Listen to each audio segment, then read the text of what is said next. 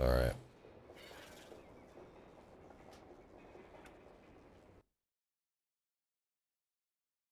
What is up, chat? Welcome, welcome, welcome. Activate, activate, autofont and activate.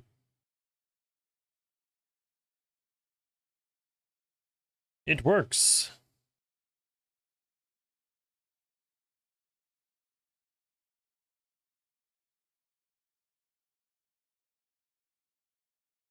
Actually, I didn't check my other screen. Let's see. Yeah. All right. I'm trying to just trust stuff. I usually I spend so much time double checking and like triple checking. And it takes so much time, so.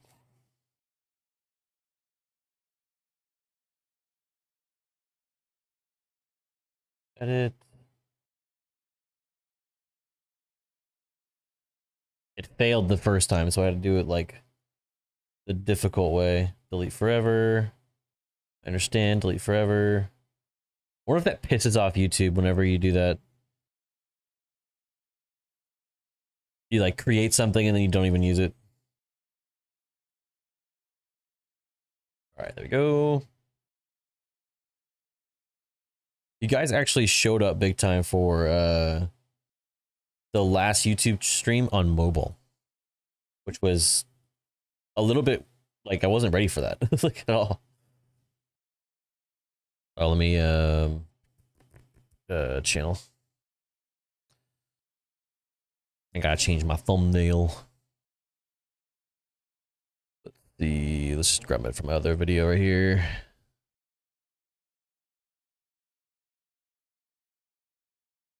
Boom.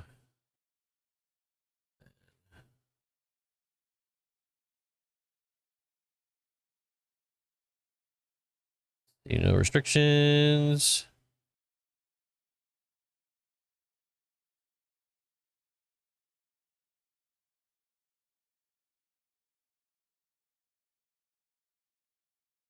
Let's just do the one from my most recent video. Maybe. I don't think I'm gonna put this in the playlist though. No.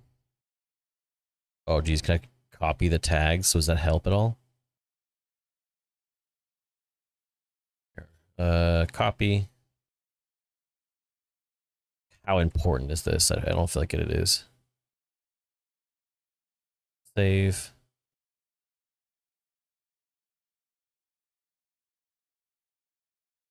All right, I'm back. Not right now. Okay, click.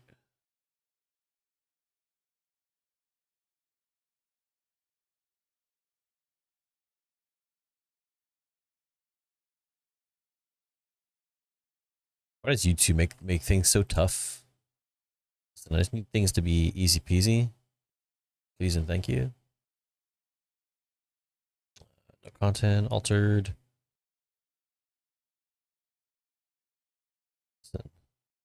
We don't do AI videos. We're better than that. Okay. That is good. Live. Okay.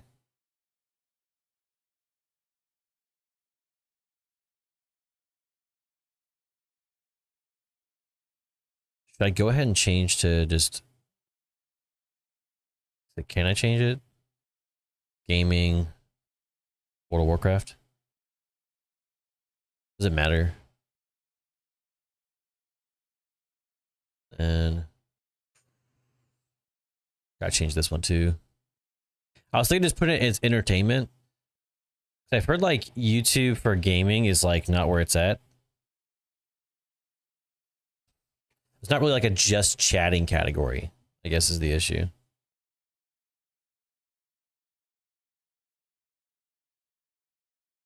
All right, cool. I think we're all set up. Minimize that. Welcome, chatters. Welcome. Hello. All right, I'm turning off the AC unit. It's gonna get hot in here, but that way you guys don't hear background sound. God forbid. You're not allowed. If you're watching on vertical, you're probably gonna see me playing games in the background, stuff like that. Today's gonna be a little bit different in that we're going to try our darndest. I mean, I wish I had like maybe we should play like copyright free stuff instead. It's when you have YouTube, it's like really difficult to have like anything else. So I'm wondering, maybe I can run some copyright free stuff on like on Spotify. I feel like that's like, it may or may not work though. Get muted mid-audio. I think there was a stream service that does like copyright free music and it's like legit, but you know what it is? Stream Beats. I think Harris Heller does his stuff right, so maybe we just do that instead. You just gotta tell me which one's a vibe, guys, okay?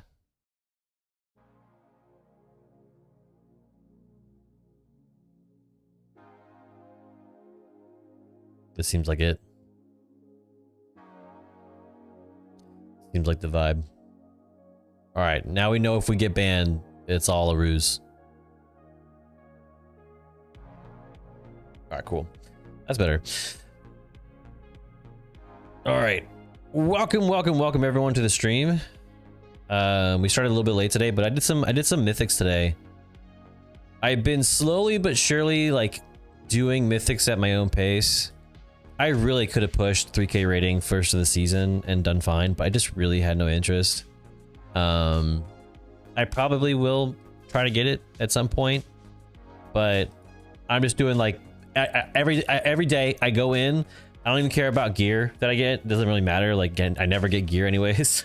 So what I've been doing is I'll just go into a mythic and I'll go, okay, let me just do my lowest one. Theater Pain, Dark Flame Cleft. All right, those are two I'm gonna focus on. I'm gonna try to get some higher keys on that. And that's literally all I'll do. Like instead, just because it becomes such a burden to try to like, I don't know, just try to jump into so many things. I'd rather just like chill. So I've been focusing on that instead and just kind of running keys at my own pace instead, just because I feel like it's a little bit less burdensome. So that's been kind of my methodology, is like just running less keys and running keys at my own pace, because I feel like I ran so many keys and like focused so hard on it that I just kind of didn't care about other content. And I think my content became less interesting as like a result, because as much as I enjoy playing like the high degree of content, that kind of stuff, I feel like Mythic Plus content is like draining on viewership, because people who watch those type of streams are only watching streams for like one reason. I don't know what the fuck that was on my desk. So nothing against you if you do that kind of content, like, it's totally fine, but it's just not what I'm interested in. So I'll probably not do it as like a general rule. I think it's okay if you do it though. I think Mythic Plus content will never be interesting content to me, unless it's literally just background sound. Like, you know, you're watching like videos on TikTok and it's like just like a Minecraft running. Like that's what I think of it as. It's only cool as like background stuff. Like visions, yeah, I can do visions and chill in visions, and I don't have a problem with it. It's relatively smooth going, even when it's like cruddy and like you're getting absolutely walloped. I don't have a problem with it because visions, as I think, it's like you're at least pummeling something, and it's something for the eyes to look at while you're just yapping away. But I think Mythic Plus puts me in like the zone of like, this is all this is all I'm doing. Like, I'm not going to really chat. I'm not going to talk about things because I think you have to focus on so much. And today we're going to, by the way, we're going to react to something. We're going to react to Blizzard actually changing that. They're going to be, Blizzard, in case you didn't know, is working on removing combat add-ons being a thing. Deadly boss mods, weak auras is no longer going to be a thing. They're going to sunset it, is the rumor. Like, I don't know how true of when it's going to happen, but apparently like end of this month, I believe they're getting rid of it. And so we all have to kind of like come to like the conclusion together of like, hey, this isn't going to be a thing. So because it's no longer going to be a thing, we got to kind of plan for, are people just going to work around it? Like find a workaround to still have it? Or is WoW legitimately going to change from now on? I think it's going to be huge. It's going to be massive. Whether WoW is going to change entirely in the next like month or so. Because I think you cannot have the current caliber of gameplay that you have in the game right now, the current difficulty level, because it's just harder. The game is just harder. You can't have that currently caliber of gameplay in the game and not have things like weak auras. You just can't. So with that being the case, it's like, what will we see in the coming months, in the coming like patches, the next raid release, the next season? Part of me thinks that the first season is going to be, or the first season with this change is going to be totally fucking scuffed. It really is going to be scuffed. But part of me thinks that if this is what they're planning for long enough ahead, that maybe it's goated. Maybe we go back to, you know, making seasonal content and dungeon content, raiding content that interests classic players. Wouldn't that be something that like brings back some of the classic folks into the game and into the fold? Not that the game should be focused around that, but like, wouldn't it be cool if by proxy you start interesting some of the classic folks back into the game? That's what I'm thinking about. I think that would be kind of cool. Will it ever happen? You know, a boy can dream. You know, like it's something. It's something to think about at least. I don't know. I don't know if it'll ever happen. I think that first, if I were to guess, if I were to go like, okay, what's going to happen in my eyes? I think people are going to find workarounds first. Some way to do what they're already doing, but in a new way. It may be scuffed, but maybe it's better than not having it. I think people will try to like, will struggle to wean off that. And then I think second, you're going to have players that I think while they don't mind it, I think you're going to have players that go full acceptance and go basically, because now it's going to be a thing, I'm going to not have this anymore. And then additionally, I'm not going to download any add-ons that I don't want to. If it's not, the fuck, I am slow to hell. If it's not anything to do with like if it's not something I don't want to do like visually or like aesthetically, then I don't want it. But I think people are going to realize within a certain like amount of time, people are going to realize that at some point there's going to be an add-on that is going to get hit in the wave of stuff that gets removed, and people are going to have to go, they're going to realize like, oh man, I didn't realize this add-on was going to be removed, and that might be like a crutch to like their gameplay. I think no matter what, everyone's going to get caught in the crossfire a little bit. Will it be for the better of the game overall? I think it could be. I think it's one of those things that like we're not talking about it a whole much about how good it could be for the game, because it could be a total bust if, I guess, if they do it wrong. But thinking about it, I think it could also be like extremely goated if they do it right. So we'll see. I don't want to get overly excited for something like this, but at the same time, that also sounds awesome. So let's not totally just like throw it out with the bathwater. I think it could be kind of cool. Might be kind of cool. We'll definitely see. How do we avoid that, chat? how do we avoid the endless pools? Literally almost died.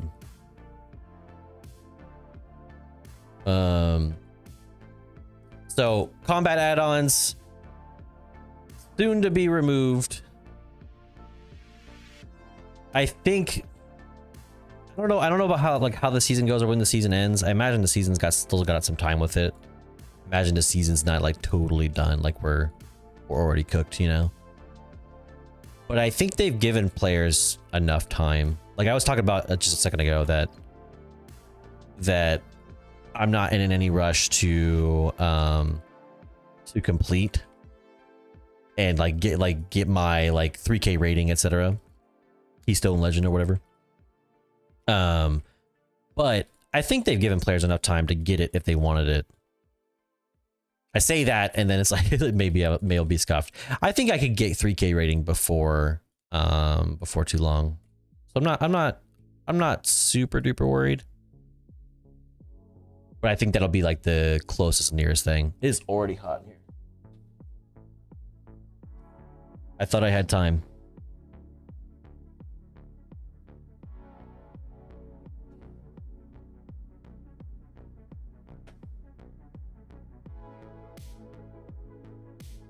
All right, there we go. Turned it on low, so just a little bit. Sorry if you guys hear in the background. It's just that like I need airflow. I have to open my door too as well.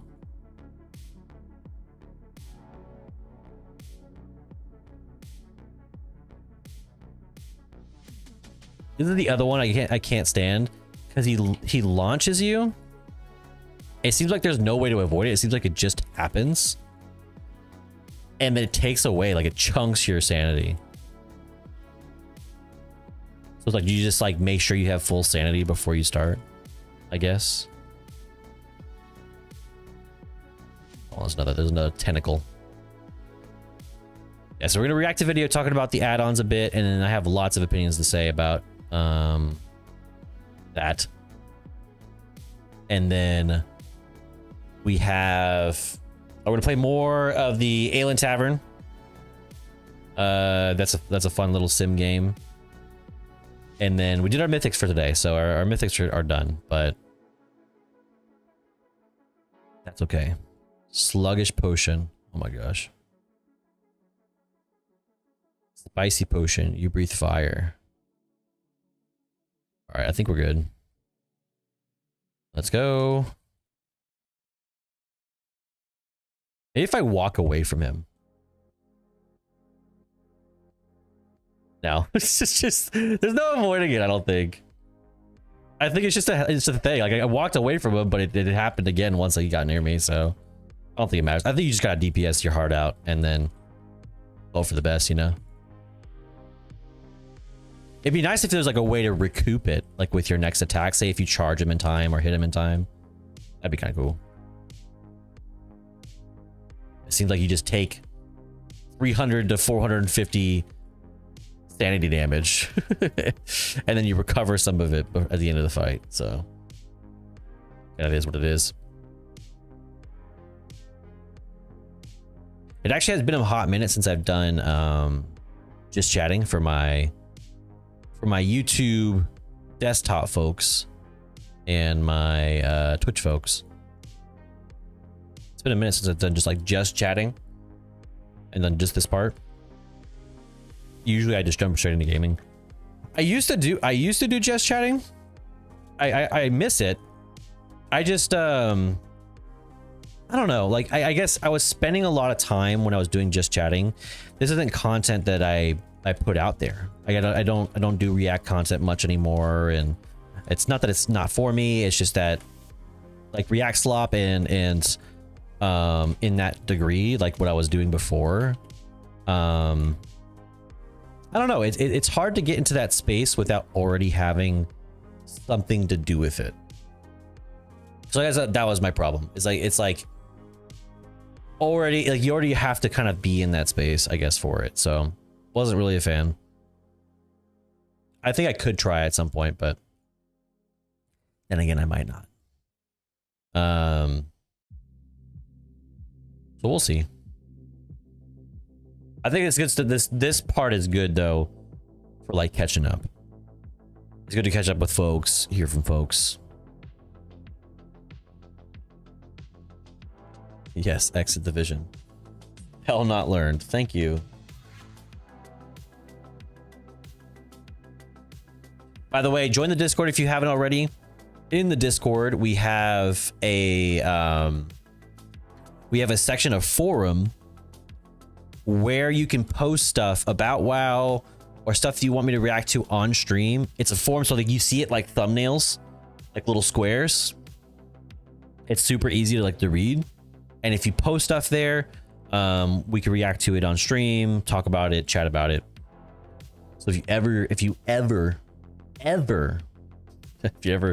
want me to react to stuff on stream, I do live reacts, and that's just stuff that goes into shorts. I'm not gonna do like long form content. Like I said, I'm not gonna do like long form, like react form videos, but I will do. Let's try. What do you think? Do you think defensive stance will save us at all? I'll try to do react videos in shorts and in like TikToks and stuff like that. At the very least. Because I discovered very quickly this week that a lot more people on TikTok are willing to network.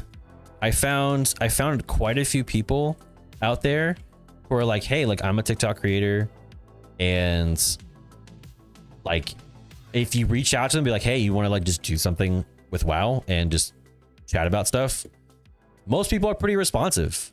Most people are okay with you, like you reacting to their videos too. I love finding people who make content. And I know that sounds weird with like gaming content, like, well, the gaming is your content. It really isn't. It really isn't. I've been doing like WoW content for, I want to say 6 months, 7 months. And it really is not about the gaming. If you're an elite player, sure. But if you're not, it's not. if you're just good, or if you're above average, it really is not. Unfortunately, / kind of fortunately, like I kind of prefer it that way. WoW's not really a gaming platform anymore, or Twitch is no longer a gaming platform. So you gotta roll with it a little bit. You gotta figure out like what works for you, of course, but for the most part, it's like what you do while you're gaming, not necessarily just the gaming. That's why I always talk about like guide makers. Guide makers, I think, are a great service to games in general. I think games, guide makers are a great service in games where accessibility is a struggle. WoW, the accessibility will always be not necessarily subpar, but will always have a bit of like a learning curve. Because it's not like how it used to be. And it'll be like you're gonna learn the game on the job. That's the way WoW was. You know, like you learn on the job, even though sometimes it sucks. You kind of learn on the job. Not like we had hardcore back then. So it's like, so in reality, it's like you're learning on the job, but so is everyone else. You know, and it's not like you only get one shot. So it was fine. Nowadays, in retail, it feels like you really are in like you're in a version of hardcore. One mistake. We're one mistake World of Warcraft community, unfortunately. Kind of the way it is. It's kind of the nature of the beast. Nature of the beast, chat. It's unfortunate, but it is what it is, though. I'm getting knocked around. But I also think that WoW very much. We were talking about WoW too, I think last stream. I think that was what we were talking about mainly. As much as, you know, we talk about like WoW is way different than what it used to be. Maybe WoW is too far gone from what it used to be to return to form. I think you don't need a WoW 2 to necessarily return to like the WoW classic form. Like just really it just needs a lot of mindset changes, and how you change the minds is you create some dividing lines about what WoW is and what WoW isn't. Once you do that, then you can have the WoW the way it used to be. It's not going to take a crazy amount of stuff. I just think that WoW right now, like the Blizzard team has done a lot. I'm sure you all can agree. They've done a lot to create aspects of the game that return to form, but never completely and entirely. They never do like a full holistic approach. It's always just partials. A bunch of partials sneak in here and there. And unfortunately, people are they're very aware of that. And when they see that, they go, well, unfortunately, as much as I like this, all the rest of this is still bad. And so people kind of stray away. They're like, oh, well, you know, maybe someday. maybe someday we will, but I still think, you know, being a positive Andy, I still think WoW could do very much to take a return to form and kind of be the way it used to be. I won't say it's story. I won't say it's just gameplay or like how crowded everything is, how busy everything is. My UI is awful. Like I don't have an optimized UI. My UI is fucking trash. So I won't say it's like one particular thing. I really think it's multiple things. And if you do a holistic approach and you really change it, you really try, I think players would respond to that. All right, I'll pull this guy.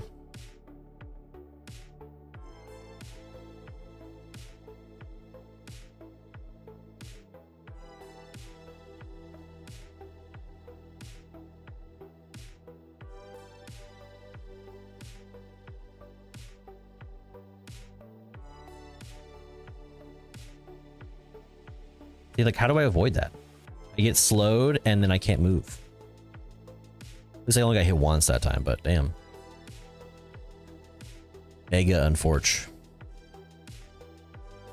You have to burn a sanity drain just to get past it. Silly.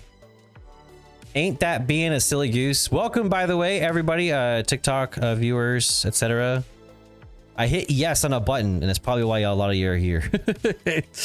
TikTok like funnels you into my stream because I joined this thing to get like early access, to have like 10K followers to this thing, and it's like you get points for it. You just literally just make content like you're normally doing, and you get points for it, and it's like, oh, you can win something, whatever. So I clicked that button, and that's why this is. So I'm playing WoW. For those of you who've never played World of Warcraft, it's a MMORPG, probably one of the longer standing MMORPGs out there. Playing retail, of course. I have played Classic. For those of you who enjoy Classic and like playing Classic. I played Classic back in 2019, but I also played Classic just before the release of BC. That's when I first played WoW. Didn't get huge into it, but I kept playing on and on and on. Enjoyed Burning Crusade. And here we are. So I've played both Classic and Retail. I've been both a Classic Andy and a Retail Andy. I guess, you know, you call it vanilla. So, I mean, it's not like, I guess it's, what was it then? Just WoW, I guess, you know, like people call it Warcraft, but extra, you know, like, I don't know. So, definitely been one of my favorite games for a long time. I play Warrior right now. I initially played Warrior when I first started playing a game, so it's not like this is a new thing for me. However, I played Rogue for actually a good portion of the game. I really love melee characters. I don't like playing casters. Hate playing casters, actually. So I don't know why. It's just not my thing. It's not my like my role play. You know, like the role play in RPG. Like I just don't I don't like the idea of playing a caster. I mean, they're too weak. So nothing against you if you do. I think if I were to play a class that I've never played before, I probably would play like monk. I've really only played monk for like the brief intro for like this depend area. Probably that's the only other one I would probably play. I've tried playing Hunter for a little bit. It was different, but I still didn't like it. I even played Hunter, like I saw the initial like WoW like cutscene video, etc. And I was sold. I was about to play Dwarf. I was like, this is gonna be cool. I'm gonna love this, etc. And couldn't be further from the truth. I did not play that after that. Pretty much done. I get it. I literally can't see anything. I'm scared to move.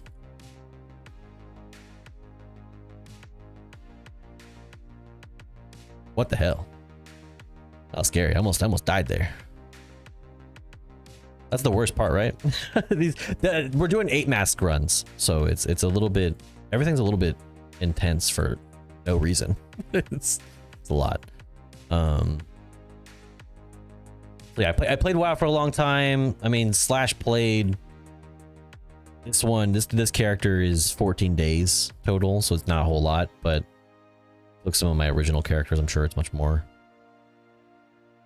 Like this one I just made for this expansion because I wanted to play Dark Iron Dwarf. I'm normally a Horde player, that's why I have the Horde banner behind me. I have a Horde tattoo. But I'll say as well, additionally, I wasn't playing Horde just because the story, the game, everything, nothing really like talks about Horde anymore. They're all soft now, and the one that tried to make it into a villain, it just didn't work out. Nobody liked it. I didn't like it. Wasn't a big fan. I think they've been kind of doing. Unfortunately, they've been doing Horde dirty, I think, for too long, and it's just like the story just isn't there like it used to be. I'm fucking stuck, chat. I'm so stuck. Let's make a knockback, but let's not make a clear route for you to get back where you're going. Jeez Louise, I finally got back. So yeah, it's not that I dislike Horde. I love playing Horde. I would play Tauren in a heartbeat. I Mountain in a heartbeat. But really just the game no longer, like, it's truly making all of it an alliance story. At most, it seems like they're trying to make the factions like combined. So you could say like, well, it's all our story now. Go team. But I don't really care for that. It's not my vibe.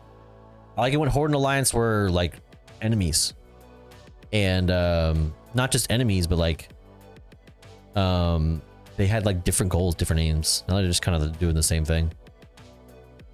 They're in their feelings.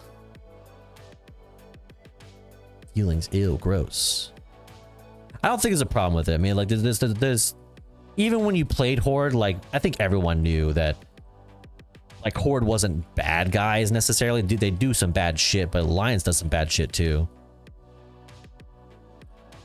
We think the device pillagers are, you know? Like, you think they just came out of nowhere, you know? They said build that wall, and then they did, and then they didn't pay them. Legit. So the Alliance is problematic too. Like, let's not like point fingers, okay? Simultaneously, like Horde was like the edgy cool guys. We were like those Alliance nerds, like who play with gnomes. They're friends with those guys. Yeah, no thanks. So I definitely love playing Horde, and I still will enjoy playing Horde. But Dark Iron Dwarf look kind of like they're a little bit hard, you know? Like they got the flame beards and whatnot. They look cool. So I was definitely vibing with that.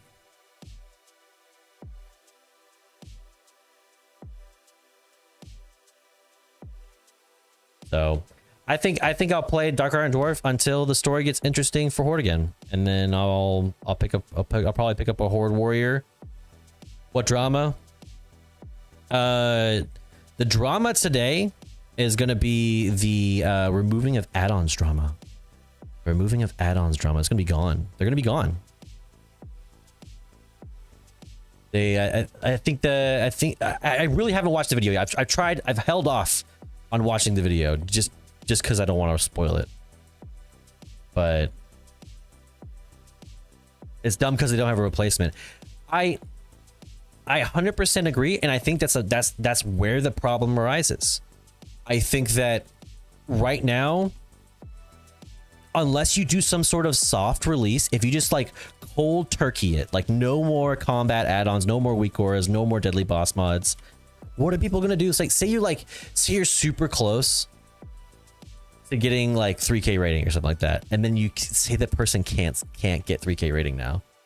Imagine the uproar. That's what I think about. Not that person like clearly you weren't that great if you needed the add-on right there, but like some people legitimately, I think it's gonna cause an uproar. I think people are legitimately, like, I can look at this as being a positive. I truly can.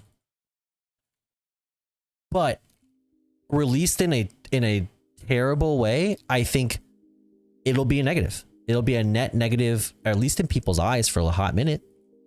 You know, people will view it as like it's just not gonna be good. People will like definitely see it as like, this is bad. It's an overall bad. So I don't know. We'll see. All remains to be seen. We'll be patient. We'll criticize it when it's bad, and then we'll praise it if it's good. I'm not gonna both sides it, but I definitely will give it a shot. Let's see. I use it to make my UI look better. I think a lot of people do. I mean, my UI is shit, but I also have no patience for it. I like to get like one add-on that's like a package. Like I did like the quasi add-on, but I always just customize it to like make it look my way. Anyways, and it always looks shit. Like I've never been good at organizing that stuff. It's like video games that have like inventory space. I've always been really bad at organizing it and making that look good or decent.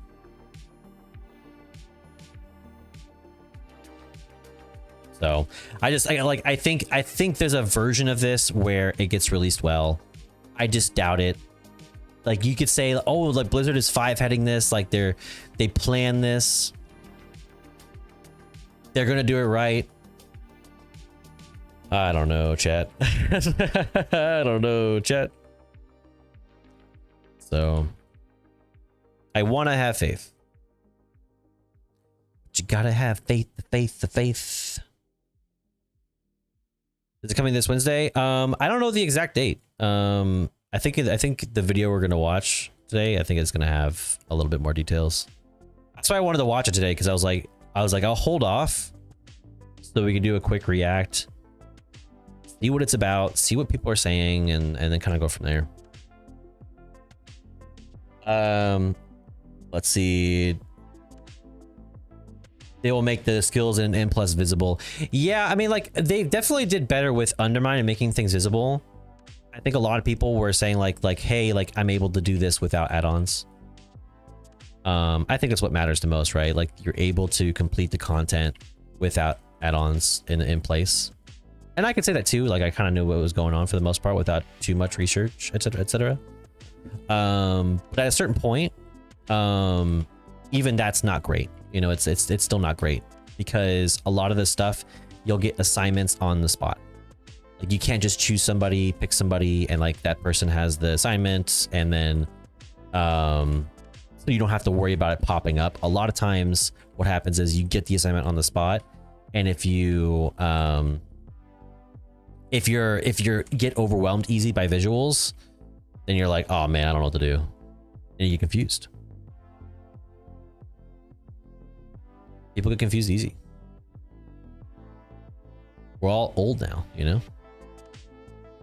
I use weak aura to seize my skills. Yeah, no, I think weak aura, one of like a perfect example of a weak aura I use that I shouldn't have to use is a weak aura to see that tells me which spells can be spell reflected in that moment, so I know if I need to cast it. Like, that should just be something that, like, hey, make the thing flash, you know, like just make it flash so I can know when I'm supposed to use this optimally. Not a huge deal, just a small little thing, I feel like. And it would solve the problem. But I have a weak aura for that because there's not really anything in game that does that. Seems like such a simple thing.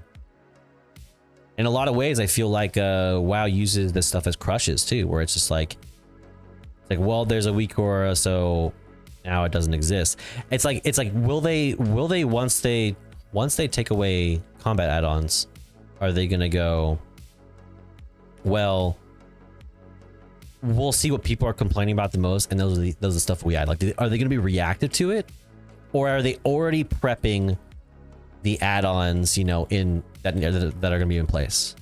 I feel like it's gonna be the former, not the latter, you know? Where basically what gets added is done so after the fact and not before the fact, which is kind of unfortunate. You know what I mean, Jelly Bean?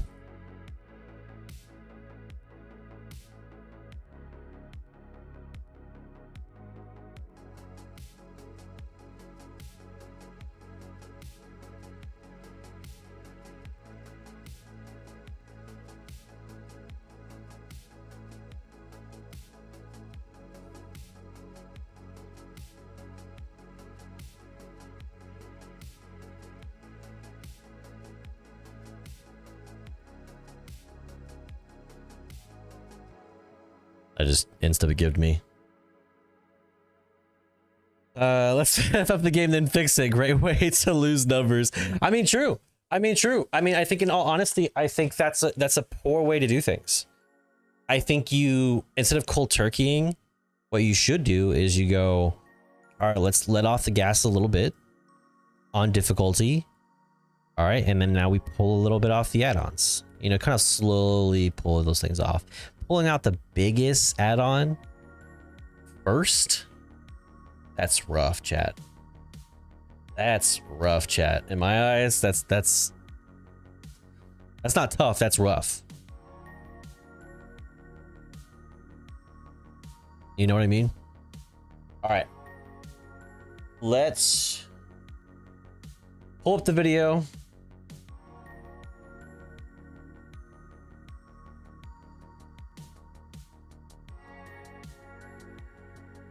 All right, let's turn off the window capture. And then I spent a lot of time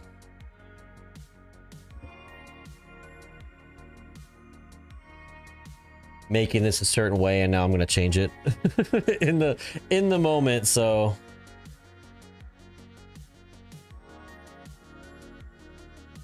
this is called The Slaughter That Begins. Weak auras are dead. So we'll see how this one goes, chat.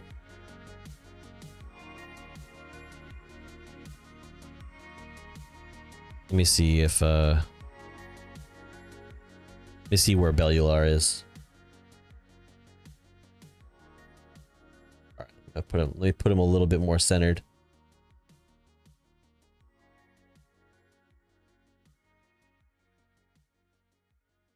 Do I include the bits in the bottom? No, probably not. Like that. Okay. Like I use Plater. Like 100% Plater is essential to know who the casters are. Yes, absolutely essential add-on. 100% agree. Absolutely essential add-on. I don't get why WoW doesn't do that. That's one of the ones that's going away. 100% is. 100% is. And that's sad. That's really sad. So I don't know why it is. Thank you, Vandal, for joining the Chill Chatters crew. I appreciate it. Thank you, thank you, thank you. Welcome to the Turtle Club. Where's my browser source? Is it gone?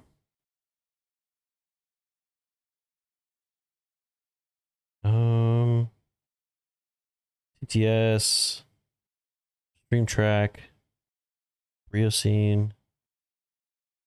Yeah, did I turn off my browser source?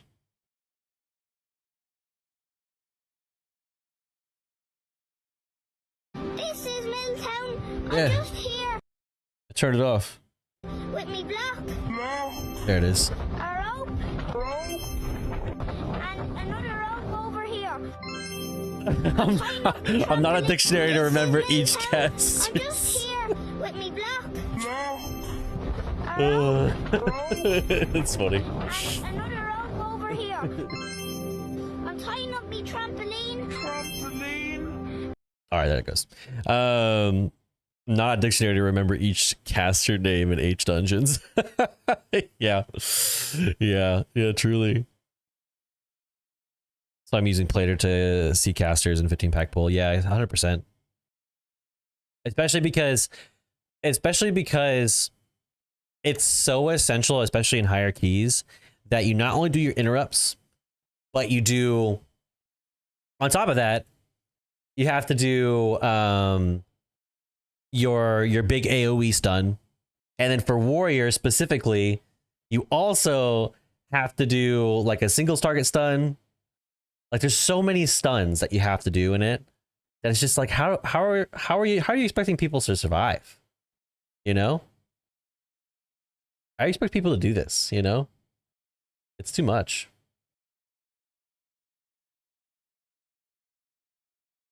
Well, let me see if I goof this up.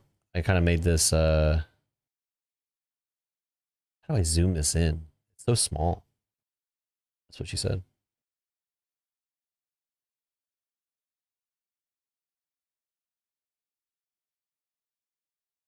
All right. Hopefully that's the right size, chat. That's what she said. All right, and then let's flip my camera. I thought about that. I probably need to do that. Actually, no. Let's put it on the other side. Is that better? When I move chat like that. When I move it like this. And then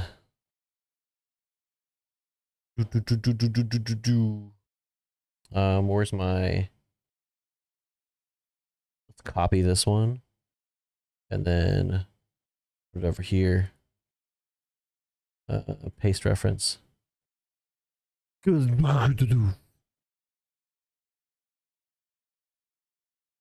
let's search.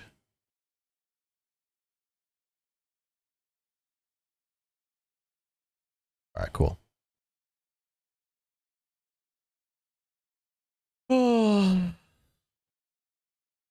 Smaller. All right, cool. We're gonna react to a video real quick. Talking about this exact thing we've been talking about past little bit. So let's chickadee chats.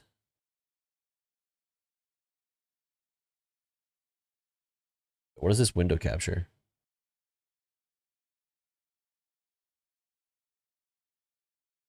Get rid of that.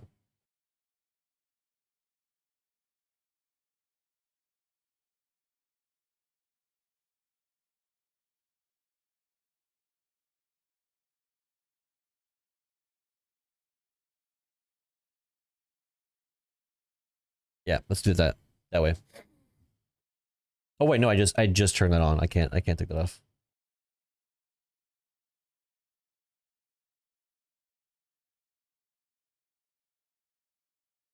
Press the wrong button. Okay. There we go.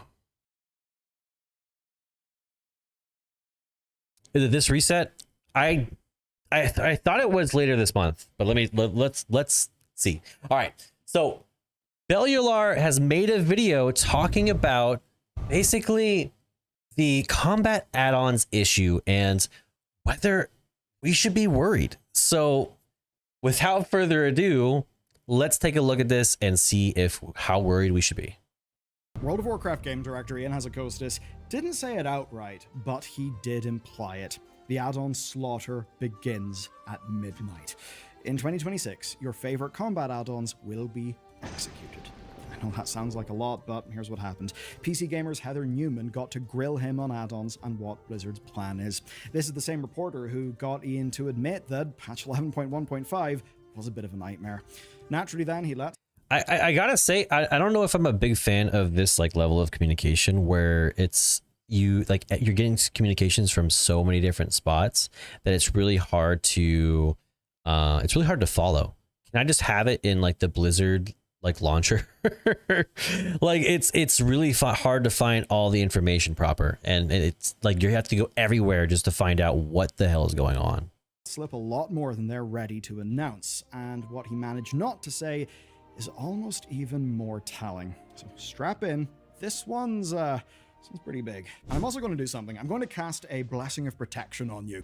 Yes, apparently I'm a paladin, but no, data stories hit us every week. Like, say, when British Telecom had a breach that exposed loads of my family who, at the time were not protected in the way that I am with today's sponsor, Incogni.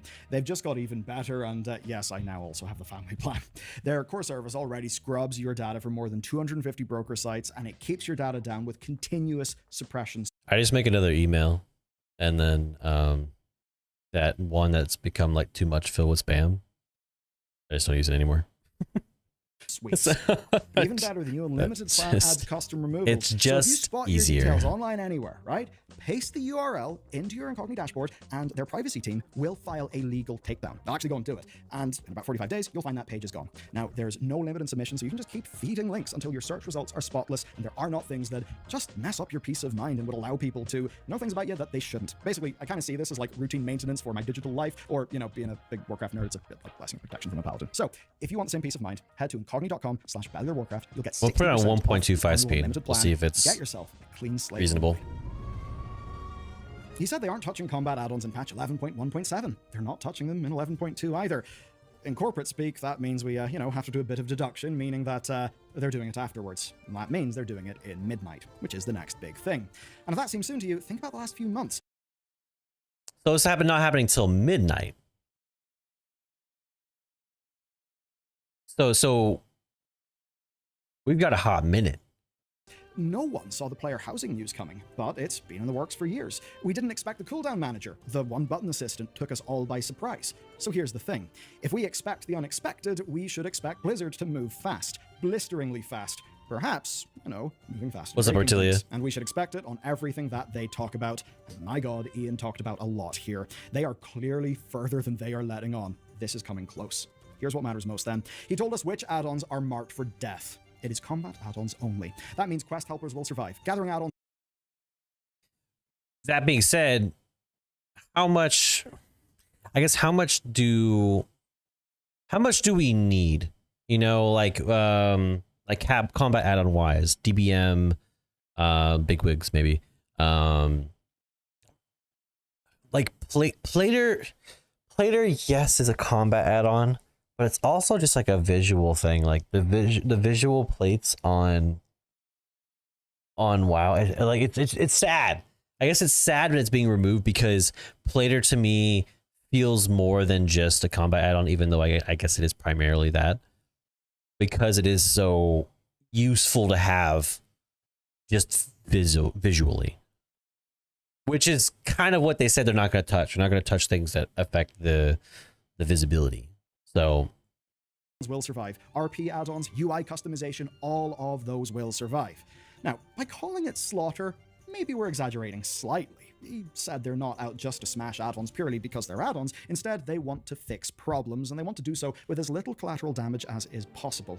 But of course, there will be some. So here's their plan. They want to keep shipping their own add-on replacements. And once... You know what I fear? With all these add-on replacements coming in, they eventually, we'll have all say potentially, say we have all replacements for the add-ons that we currently use by midnight. What if that's just the main feature? That would be, to me, that would be such a shit main feature. To be like, that's what we're selling the expansion on. Like, this is it. The big main ticket item. They're happy that those things work. No outside add-ons. That's when they send in the troops. So maybe these add-ons won't be dead on midnight launch day, but there is a good chance they will die shortly after. Ian used examples. As a big one, boss timelines. Now, this shows us how far along they are. Because if they kill deadly boss mods and bigwigs without replacing them, what happens? Players will just turn to something else. I don't know, like YouTube videos that do callouts on a timer or some weird thing where, you can synchronize a YouTube video to the... They did say in an interview that they don't want to go back to the old way where what people used to do, this is before the way it is now with weak auras, is you'd have an ongoing macro, and that macro, it works in sequence, and basically it's somebody is pressing the buttons. There's somebody behind it, pressing the macro buttons, but it's like it'll trigger, like someone will type in a raid warning or say like, hey, do this.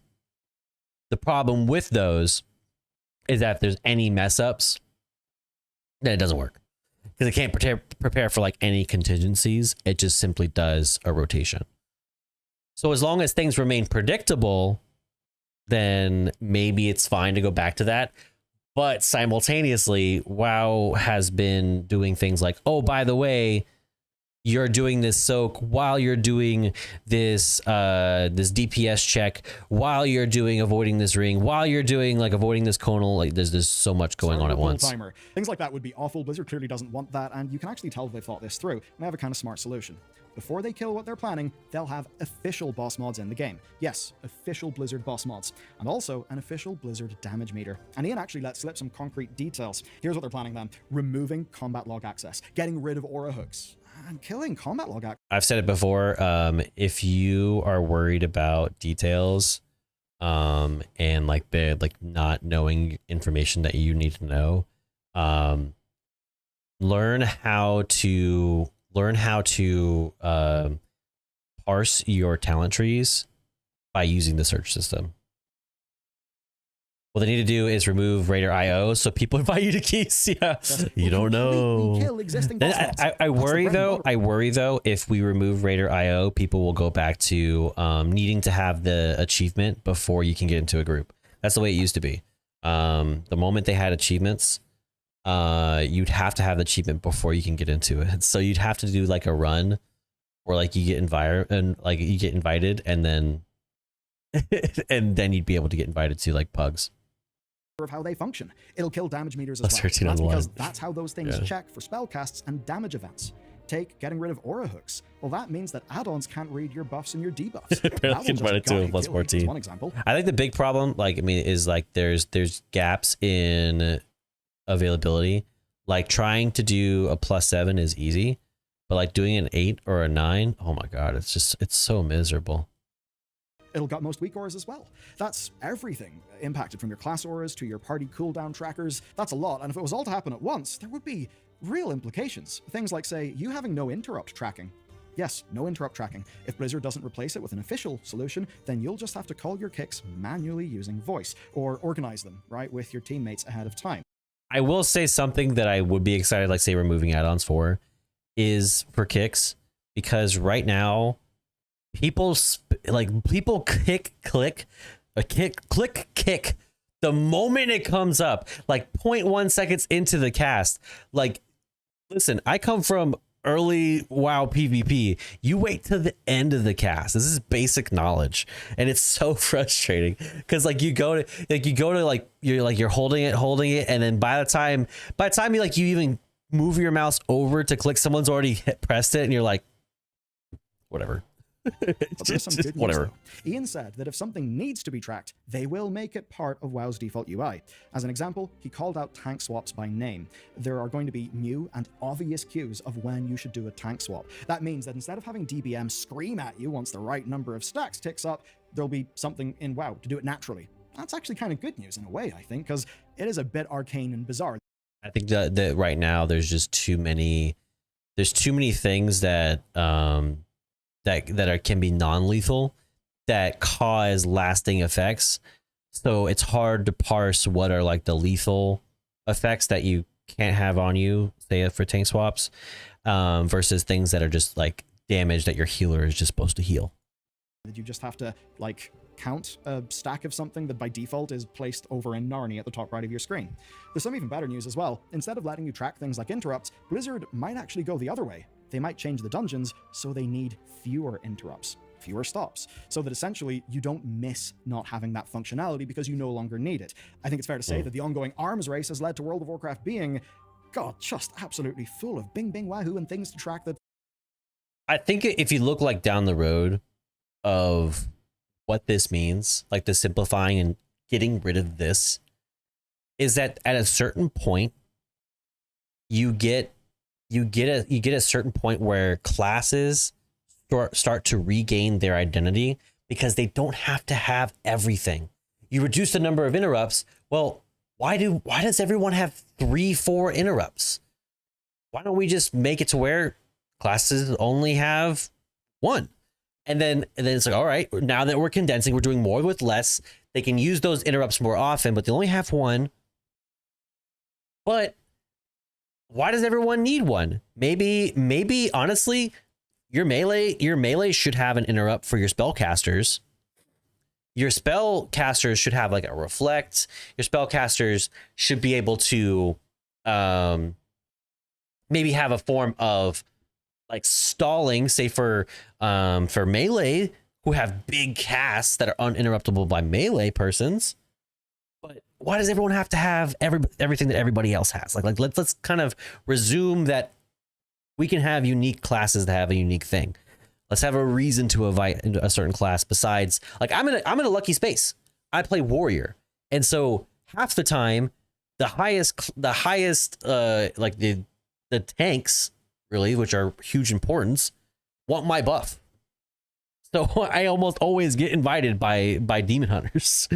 So it's like, it's great. It's great for me, but there's not really another reason to invite me, I don't think. I mean, other than my insane DPS, right? So for a lot of people, it's overwhelming. What's up, Neymar? That creates the need for add-ons. If Blizzard wants to solve Blizzard's that making by walkthroughs fixing for the main dungeons and problem, raids. instead- I mean, that's what this could mean as well. You know, the adventure guide is kind of useless right now. Maybe by simplifying this, they make it to where things can be solved within the game. There's so many guides out there that, bless their heart, they're a godsend whenever you're trying to learn that first time.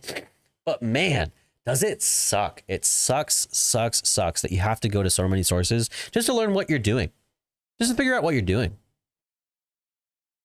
They make casters cast after you kick them. Yeah, that immediately after you interrupt, boom, right again. So doesn't matter. You just delete it. And that's what it was, but it used to be that when they casted it, you would have like, they can no longer cast this type of spell for the next so many seconds. That's the way it used to be. That back in my day, that was the quality. You know, that's the quality I miss. So that's I don't know. Dumb change. And because the team pantless and proud, biggest reason to invite. That's true. Yeah, that's you have to invite me for that, actually. I'm old school when it comes to WoW, so add-ons was confusing when they dropped. Yeah, I mean, like we've always had, like, you know, degrees of like small, like, I think the visual changes. Like, I think before details we had recount, so there were always some. And I think some, it was like, it made sense back then because, like, we didn't expect WoW to have the tech. But now I've seen people make add-ons within like a classic hardcore season. And I'm like, this is impressive. Like, why can't we do this? Why can't we do this? It seems totally reasonable to do. Recount is ugly. True. True. You make casters cast nonstop. Of course, people want Deer Hunter. Yeah, it's true. What's up, Jess? What's up, Jess? Of the add-on problem, well, actually, I'm kind of all for that. So here's their goal, right?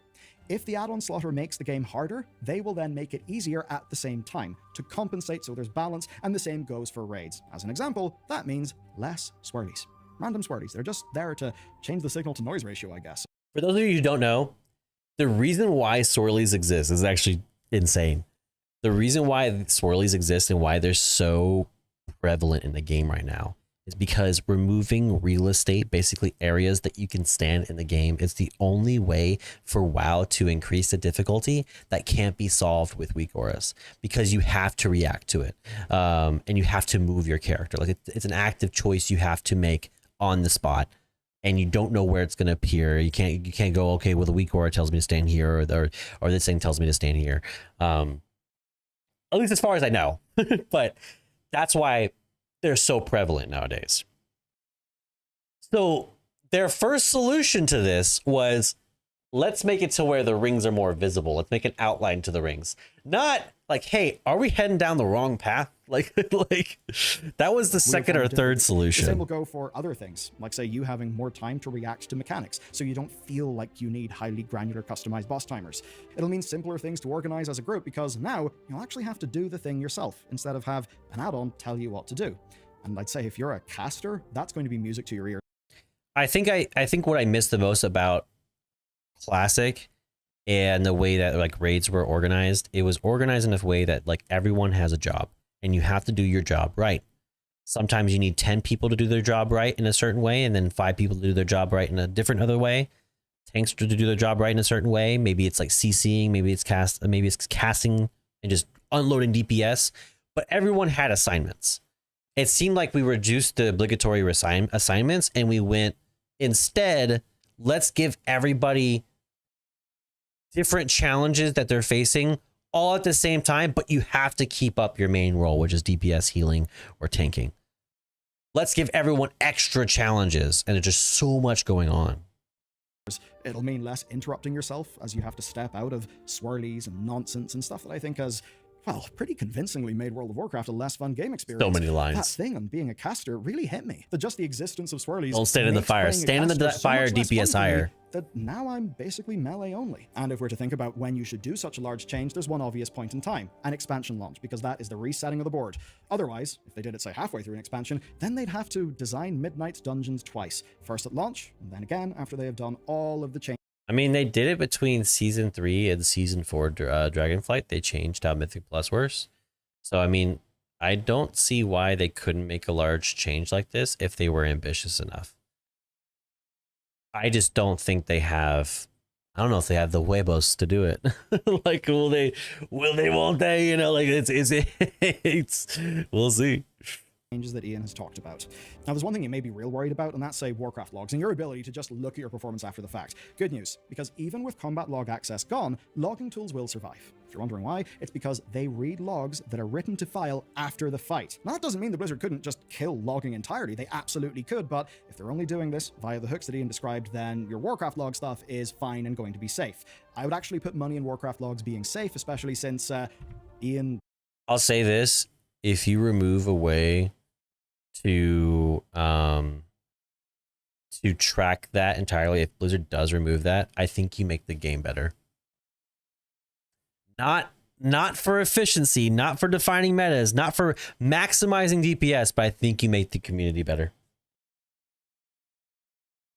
So that's one of those that, like, I am conflicted. Like, there'll always be guide makers, always no rotations, etc. Like, I think those things will always exist. However, I think that it could secretly be good. It could secretly be good. I just don't know. Likes Warcraft logs. He actually does like it. He uses it in game industry talks. So those are the most important things that Ian actually What if they just do it for them? Like this, only they can see it. Value, especially one for such a massive company. And that does mean we've got to read in between the lines. Okay, here's what he really said. WoW is heading towards rapid and radical change. The game... Yeah, no, I 100% agree anymore. Blizzard at a point where they kind of have to tread carefully, so probably going to do things in small batches. Yeah, I don't think it's going to be rapid. I think it's going to be slow, and slowly we're going to get more and more add-ons that you can choose to do, and then over time it'll be every major add-on. is going to be very different and very soon. He knows the damage they've accidentally done since Legion. He obviously knows it. I just feel it when you listen to him. They are basically going to hit the undo button. Now, if you weren't around and you don't know what I mean, don't worry, I'll explain, right? WoW was basically reborn with Legion. Every spec was redesigned with tons of artifact traits. This built the foundations of today's insanely complicated classes. Then there were legendaries, which made this even crazier. Then they added massive rotation-changing chase items to the game. Mythic Plus added a whole new way to play. People started to massively sweat it, and this all made those complexities a necessity to master. And since then, it's only escalated. Artifacts were left in Legion, but Yep. So you have so many systems you're trying to learn that eventually what you have to do is you have to rely on something external to do it for you, or something to tell you, because you can't bother. It's too complex for a single person to constantly manage, except for like the 1% sweats. And it seems like what Blizzard did, instead of going, hey, this is a problem, they went, let's make the game for specifically those sweats who want to do this. But the ones that want to do it as a job. many of their effects were baked into our classes. Azerite Armor, well, that added lots of passive buffs, lots of procs, so many in fact that the game's servers literally had performance issues. Then Shadowlands chucked in even more legendaries into the pile, and continually the good legendaries, the good Azerite traits, those were all folded back into the dough. Then Dragonflight codified it all with the new talent trees, and now hero talents. So no wonder people feel like they need weak auras and Achille, and no wonder Blizzard wants. It's funny though, they made the mob talents to reduce how much, like how complex talents were getting. We're getting to that point again where talents are so complex again that there's so many like passives that are going on. Like you have like 10 or so passives that are working simultaneously for like a single ability. It's so much. It's ridiculous. To kill them. But to do that right, they need to tone down all this madness first. This is the sort of thing that makes World of Warcraft look like strange, impenetrable, arcane mystery, but at the pace of a bunch of skibbity toilet TikToks. I know that sounds like a weird thing.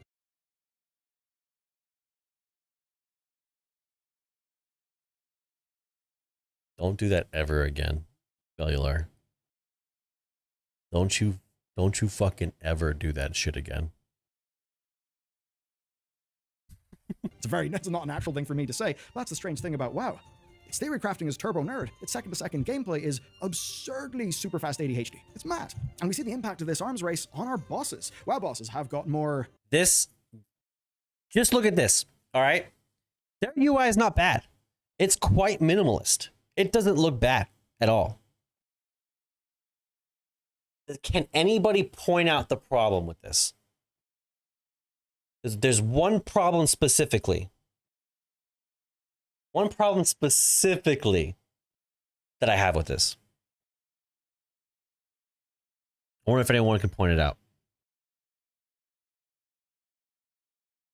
It's not with the boss. It really isn't. The skibbity toilet mention. Oh my god, it's so cringe. Okay. The problem with this is that our view of the game is no longer over the shoulder of our character, or maybe pan back a little bit over the shoulder of our character. Our view has become, it's best to look at this game from the top down. That way I can see all the rings, I can see what's behind me, and so I'm looking at my character from a ceiling light. Essentially, I have to look top down for my character. Otherwise, I cannot see what's going on. That is a huge problem. Like for class fantasy, for player fantasy, for just enjoying the game in general. I can't see, one, I can't see anything. Like there's so much going on here. But two, why are we looking at the top down? If I wanted to play a MOBA, I'd play League and then be depressed in that way. I don't want to do that. Interesting in recent expansions, but they've also gotten extremely fast. Every raid has at least one swirly, spamming nightmare boss where you're just looking at your character's feet, just mildly annoyed. You've got mechanics that give you almost zero time to react. There's a reason why. Because Blizzard knows your add-on will just blow literally an air horn in your ears and flash something on your screen and tell you what to do. But without that add-on, well, Blizzard no longer needs to challenge you in the same way. And that means there's more design space freed up to get cool, unique stuff. I mean, don't go off-piste here, but you know in like the field of animation, right? You've got anticipation, you know, wheeling up for the punch. All those things that just, by the classic rules of animation, are so important. But in video game terms, well, if Blizzard has got to challenge you really, really quickly, it becomes hard for them to make big, awesome set pieces. Because the way that players are challenged, like the tools. Like, for example, when you're versing Ragnaros in Molten Core, when he gets ready for his big wave as he's like kind of charging up, you're all just sitting there in anticipation. And then, boom, everyone gets launched into the air. It's super not nerve-wracking, super scary, super moving, and everyone feels it. It's an intense moment. I see those moments now. I'm just like, spam charge, spam charge. Like I don't even, my brain doesn't even register it. It's just like I know it's gonna happen. Or like a weird autopilot that'll tell you if there's anything you ever need to know. That actually ruins so much game design. And so the bull case for this is that without all of that gumph, we'll actually get the cool unique stuff, that we'll get a better signal to noise ratio in our game, that will have none of the brutal, relentless spam of avoidable damage that makes World of Warcraft less approachable, less accessible, but also massively less fun and less interesting. And that means that if Legion was basically WoW 2.0, then Midnight, well, Midnight might be where WoW 3.0 starts. Okay, so I've told you and showed you what Ian said, then we've talked about the overall implications and reading in between the lines. But where it gets interesting is, similar things have been said literally, officially. Blizzard sent a message to an add-on developer Discord. In the message they said this, quote, "Removing the ability for add-ons to solve most encounter mechanics means that we can take a different approach to the design of our encounters going forward. The same goes for certain class mechanics. The goal is to make our class mechanics more approachable, easier to understand without add-on solutions." You know what that means? Doing more with less, condensing abilities. If you have abilities that you always use together, or if this ability applies this effect as a talent ability, then condense it. Condense it. Stop adding stuff. Less is more. Less is so much more. I should be able to put all of my abilities in, I don't know, within, what's a reasonable number here? Less than 20 buttons? Is 20 too much? Am I biased? Just less. I'm gonna be so honest to say this is kind of exciting to me. A ton of add-ons is just too much for me because there's way too many things going on at the same time. Joy of having a brain that works differently. Honestly, I feel like a lot of people are in that state where it's just like add-ons were always the crutch because we couldn't, like, I mean, a normal person cannot keep up. And it became beyond just, if you use the add-ons, it'll optimize your skills. It became, if you use the add-ons, you'll be able to do something that you wouldn't be able to normally. And look, take a game like, say, Elden Ring. In some ways, you could say it's not particularly fast-paced. It doesn't have a crazy amount of different inputs that a player can make, or an insane number of things for players to deal with at once. But what is there is careful, great design, precision, and at a pace where a player can actually feel the designer's intent. And I think that's something that arguably WoW Classic, actually, with its pacing, was able to stumble upon. And it's something that modern WoW has undoubtedly lost. That statement sent to that Discord is all of this right from Blizzard's own mouth. Basically, the add-on slaughter is not there to kill add-ons out of spite and hatred. I mean, developers typically think other developers are out of spite and hatred. First of all, thank you for your feedback about the upcoming add-on changes. We've been reading it all and discussing it internally, and we'll continue to do so. Also, a special thanks to the mods for setting up an add-on restrictions feedback channel, consolidating your most important feedback. Reading through the feedback is so far it is clear there's a ton of confusion about the timing, goals, and nature of these changes. While communication on these changes so far has been intended for the press and general player base, we also understand that it would greatly benefit you as add-on developers to have a little more clarity. We also hope this clarity better informs your feedback going forward. Please understand that this project is in heavy development right now, so we won't be able to give specific technical details just yet. We'll be releasing more detailed information in the future, though. Announcing landline place, add-ons provide a huge amount of value to our players. I mean, developers typically... Yeah, there's not a whole lot there other than just like, we're going to let you know more soon. I would say what I would love for them to pull from that, at least from that information, is there needs to be teamwork with some of the best add-on developers out there, like the most popular add-ons, and Blizz.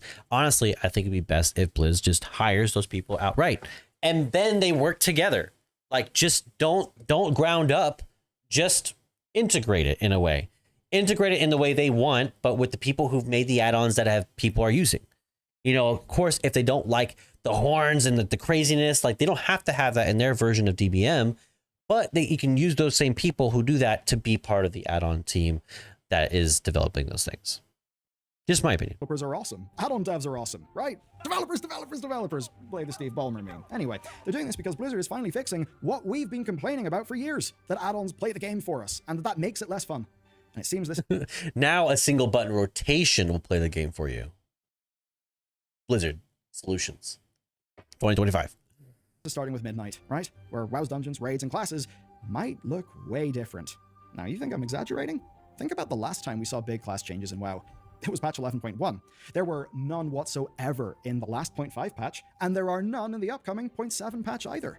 And that's as compared to a Blizzard that was shipping class changes all the time. It's really weird. It's completely unlike recent Blizzard. I mean, we might see a stack of class changes.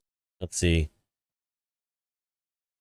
New zone, new world events, new dungeon, new raid, new open world challenges, warband updates, Brewfest updates. Brewfest updates! Ooh. Season rewards refresh. Okay. I think really it's this right here, if we're being honest. It's that expansion reveal. In patch 11.2, it is a major patch after all, but I have a bit of an inkling here that something else is happening. I think they've shifted gears. I think they're changing classes for the post-add-on world. The one the that gears they have been are shifted. Willing to enforce. That's the difference. And it will be a different world. Here's what they said about WoW's future. It's a quote. If everything goes to plan, WoW will remain challenging, but the nature of that challenge will be different. Less about managing the subtleties of class mechanics, more about collaborating with allies and interacting with encounters. And honestly, that's music to my ears. That's adding a built-in damage meter, making improvements to nameplates, but by no means is the extent of our plan changes. Okay. what I think will make for more memorable, exciting bosses and memories that I make with the people I play this game with. That's all a bit meta too. This whole World Soul Saga thing is not just about a new approach to... I actually quit WoW because I was forced to use add-ons by the guild I was in. I was a lot better when I had the chance to learn by doing. Yeah, I think that because of add-ons, consequence of them is that people do not give you the chance to learn by doing. Learn by failure is no longer a thing. People spend too much on repair bills. People don't have as much time anymore. People are less responsive to like actually making like positive change in how people play the game by allowing people to essentially learn on the job. WoW's story, it's clearly a new approach to gameplay as well. And if you still don't believe me, well, this message said details are coming in, quote, the coming months. We're going to know soon. Now, they said they are giving many months of advance notice to these add-on developers. Now, with that in mind, take a look at WoW's development cycle. There's only one way they can put up a build with that much notice. If Warcraft Midnight reveal is just add-ons and housing, I'm actually going to be kind of upset.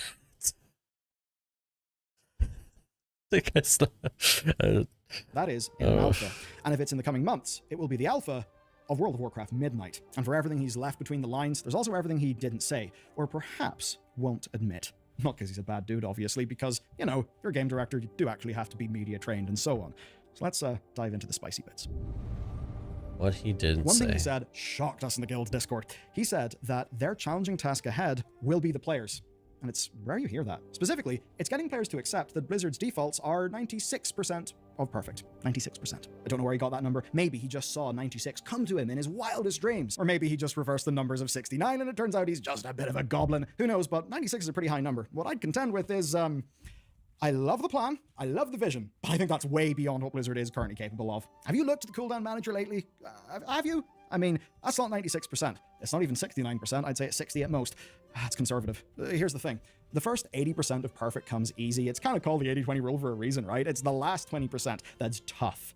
And it's the last 20% that's, you know, where something is, say, rather than a BlackBerry, is an iPhone, and therefore can surprise and delight a far larger audience, which I have to assume is basically their goal here.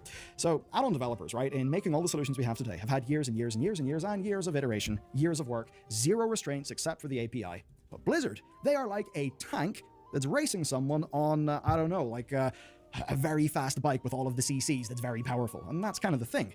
Blizzard in their big lumbering tank, very big, very powerful, but also Blizzard are slow and clumsy. That nimble add-on developer in their bike can run circles around Blizzard in their big, slow tank. This is the other thing I worry, is that because they are the big lumbering tank that often break stuff and will smash stuff or ruin stuff, is that basically the rest of this expansion will be them soft releasing all of the features for Midnight, and the rest of War Within as we know it suffers.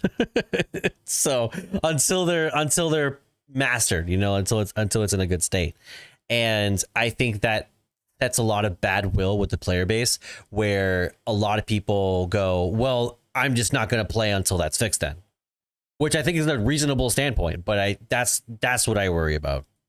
And that's what they've been doing for years. That's why we call it the add-on arms race. So I don't know if Blizzard really has a chance here. It will be hard. I mean, imagine their version of details. Is that going to let you give, you know, custom nicknames to your teammates?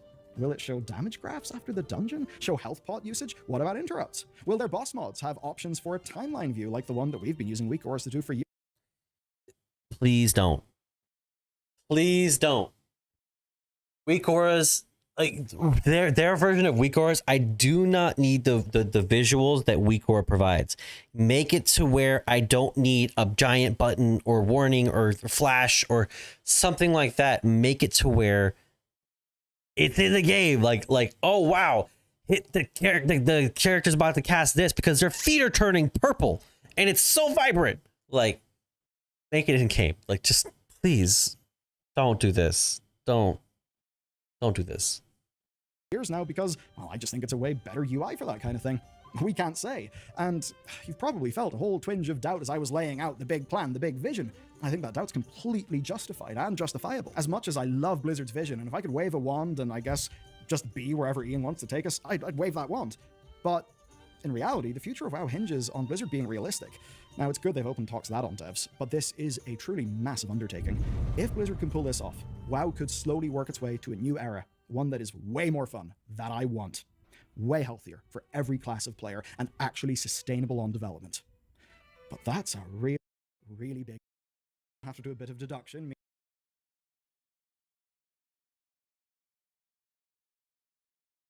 Yeah, I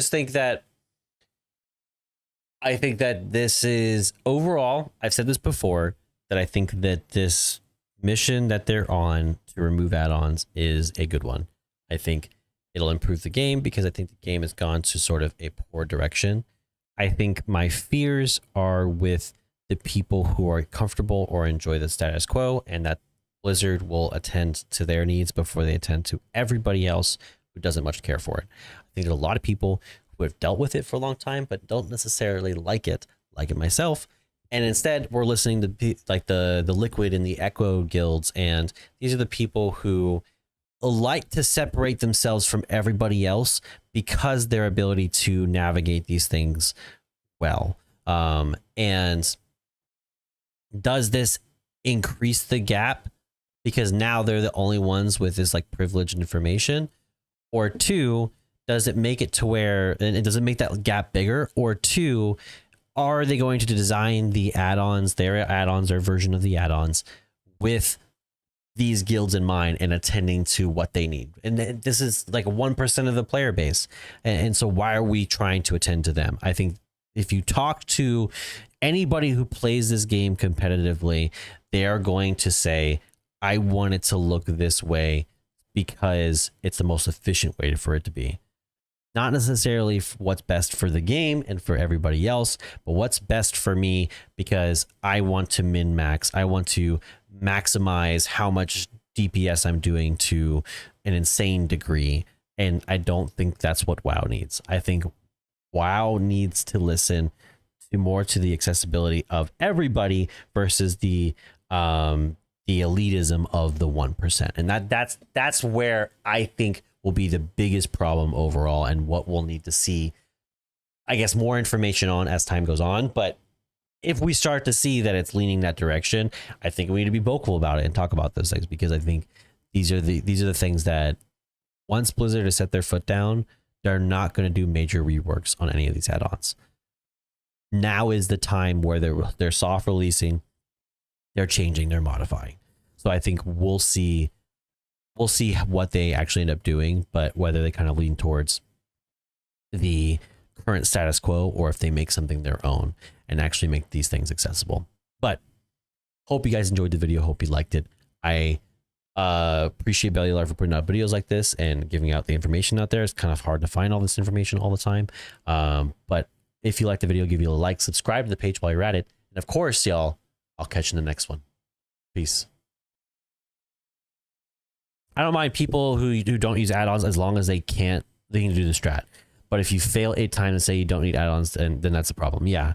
I'm not saying that you should make it easy to where it shouldn't be a challenge, though. I'm saying that if you absolutely need an add-on to do it reasonably and perform consistently, then to me that's poor design. Not an issue of the player base, it's an issue of poor design. And I think a lot of times Blizzard has gotten away with poor design simply because add-ons exist, and add-ons help avoid that poor design. So that's where I feel like the issue comes up.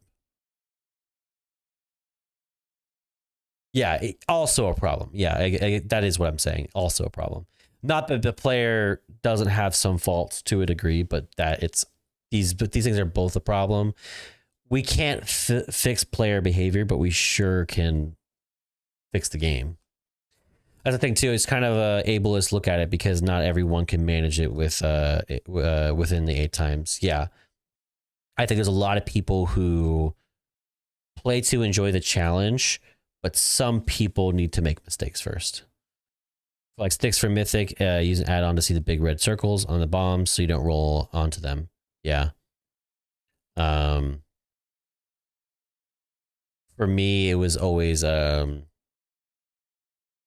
when people like it's great design that it creates the bar so you can see how many garbage balls you need to roll up before it gets big. Then you can run it into the boss. I think that's fine enough for what it's worth. But a lot of times the big issue is you're constantly like running into other people who are trying to take the same garbage ball as you. And so that's where the issue often like blows up in people's faces. And so it's like, well, that's poor design in my opinion, because you should make it to where people are getting the garbage balls, you know, in a decent space that gives them space. And it's often the Stick Spunk Junker fight is all an issue about space, and that's problematic to me. I mean, if it's a simple mechanic and you fail the exact mechanic every time, you kind of need to watch the guide again. Yeah, definitely in the stage the game is at right now, I think that you cannot do high-end gameplay without watching some sort of guide or getting some sort of assistance, or maybe you just get lucky and you get into groups that like someone explains it to you, or you get lucky, or maybe you're just really good at catching on to things. But for the most part, to maximize how well you do, you have to watch a guide. I'm just saying that shouldn't be a thing. It shouldn't be that you have to watch a guide.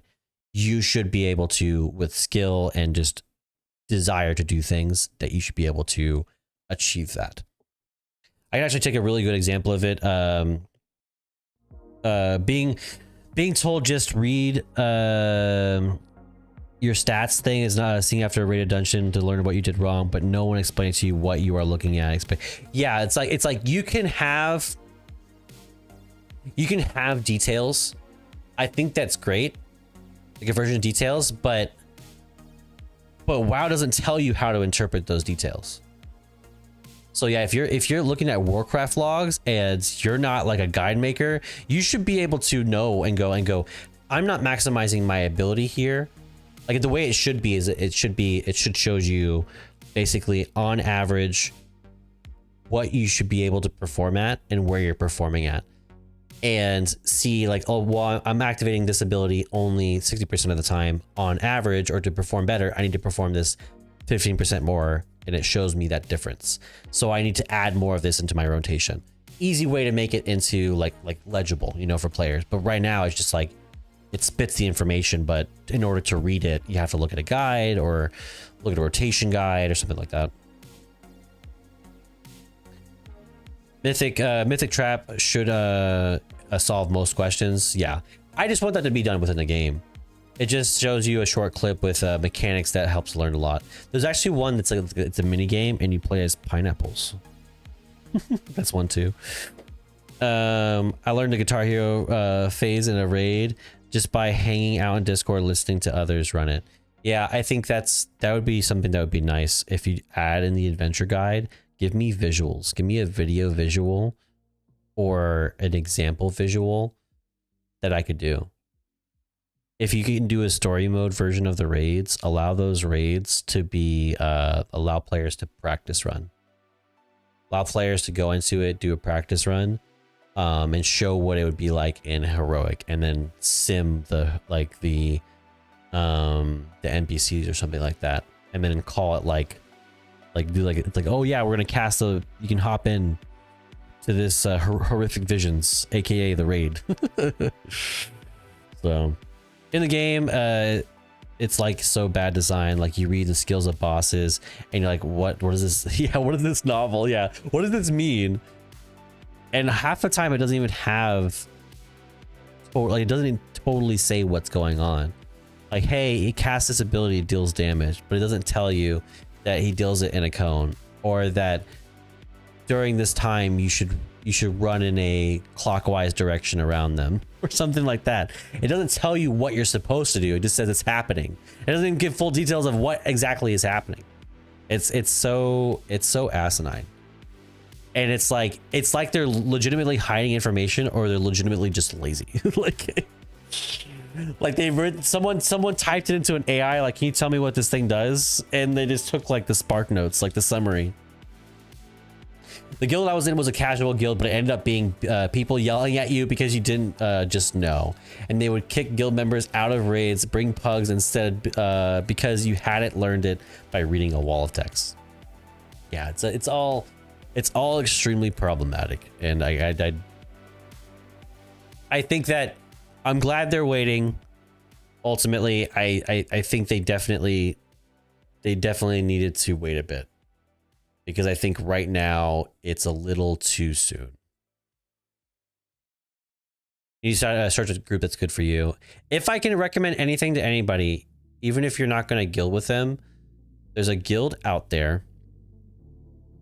They are called D&D, Drunken Disorderly. They are a fantastic guild. They run events all the time. They do heroics, mythic rating. They do key events where they'll get people their keys up and stuff like that. They have a Discord. They post on like Reddit frequently as well. But if you need a decent guilds on EU, do they have an EU channel? I don't know if they have an EU. As far as I know, I've played with them US, but I can't imagine maybe that they wouldn't have a EU. Maybe they have an EU version. I haven't looked myself, but they are a fantastic guild. They are discord.gg/DND pug is their name. They run events. They're super kind. The event leaders, they have learner raids, and they have like learner keys, and they'll have people that help you out and stuff like that. So highly recommend them. They've been who I've been using because I don't really have a guild myself. Not because I don't want to find a guild, but because it's a little bit too much effort and I can't really commit any time. So I play when I can play. So that's my personal recommendation. But yeah, Drunken Disorderly right here is who I recommend. Fantastic. They do a great job. If you look right here. So this is Satan Souls, Mythic 2 out of 8 Express, Rick progression. They have requirements, of course. But if you go down a bit, Express, but then this one is a late night normal learner. So if you haven't done normals, you can do an 8 out of 8 normal and just learn.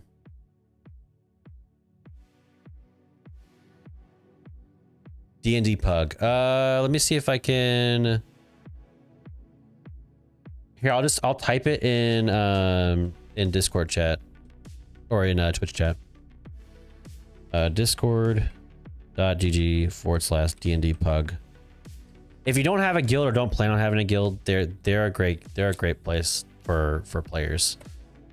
And so if you go down to their key events, basically you sign up in their Discord, you go into the bracket you want to, and they'll split you into a group, and you in that group will run keys for the entire time that you want to. so you can stay in a single group, get to know people, find people that are also playing. To me, like, this is the communities WoW should be making within the game. But we'll see. But yeah, they run a lot of great things. And I definitely recommend them.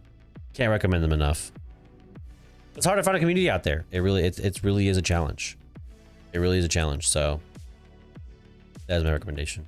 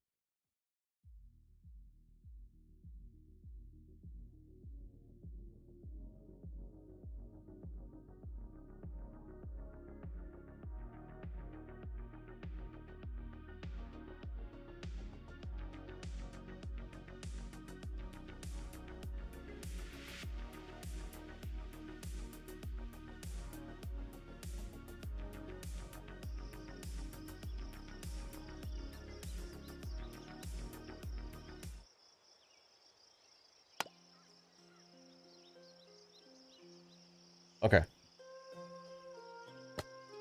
Oh.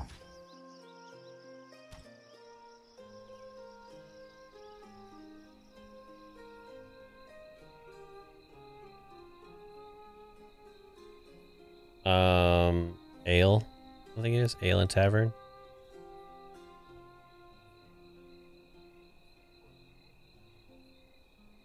Okay.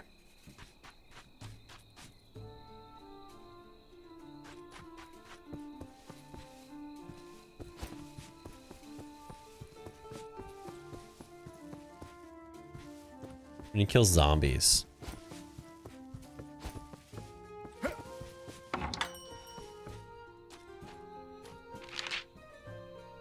Potatoes with mushrooms. I do not have potatoes. Thus, I cannot provide them. Look, I gotta sleep. All right, get some sleep. Thank you for hanging out with us today. I appreciate the follow. Thank you for joining us. Join our Discord if you haven't already, and come hang for a bit. Share WoW content. We'll chat about it, etc. Or just come hang. I'll see you later, man. Thanks for hanging today. I appreciate it. I appreciate you. I'll turn music back on.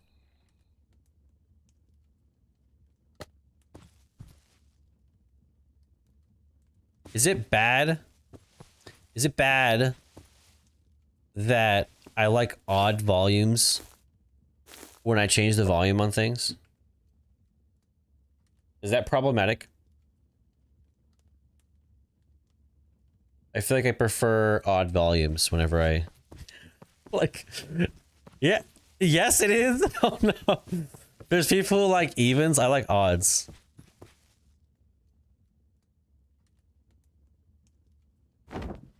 Oh.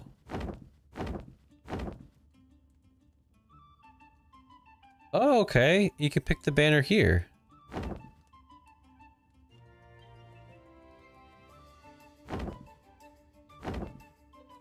I can have up to 2 banners.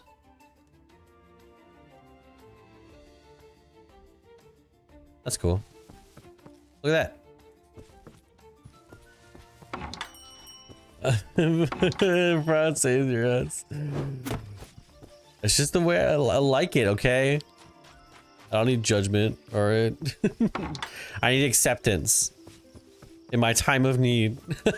It is. Oh.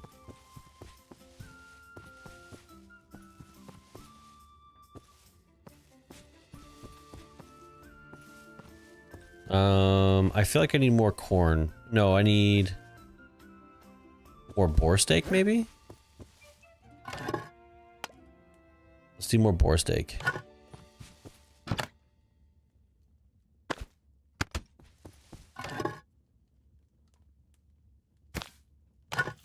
Alright. Put that on the grill. What's up, sir? How can I help you? Corn and some steak. Oh, he's gonna help me serve. That's right. My little owl buddy.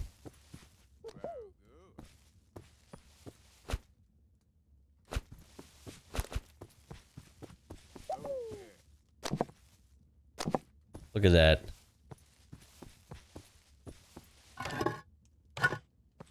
All right. I'm gonna wait.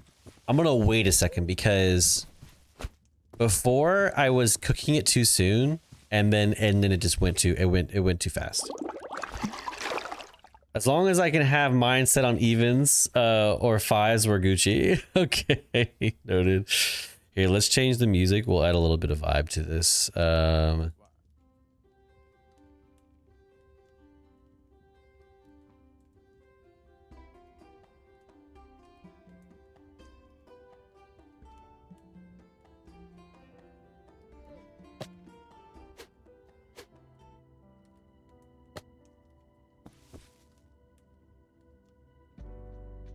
There we go. We'll calm down this little place right here. All right, so he's won some. I think we should make some of the barley porridge. I think that's what people are wanting more.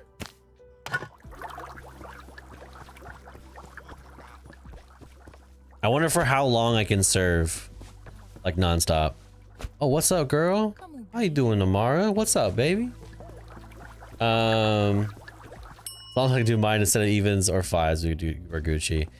I don't mind fives. I don't mind fives. I think fives can be fine. I prefer threes though, to be honest.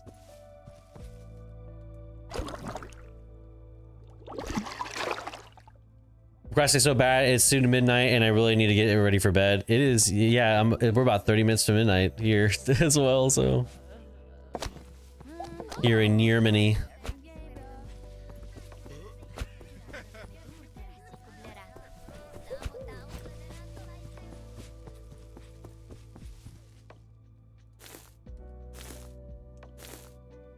Okay. Clean some dishes.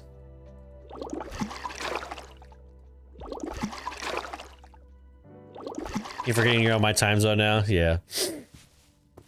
I am forever a night owl though. It's like, I feel like,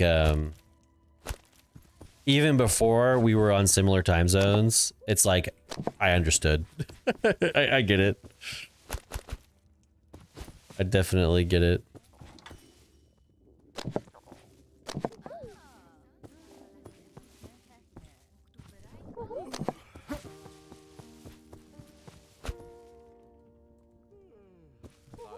Let's make some, we gotta make some corn.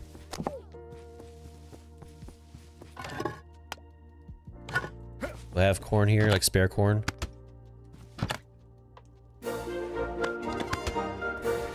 New tavern level, look at us. Look at us, chat. 4, 6, 8, 10, all right.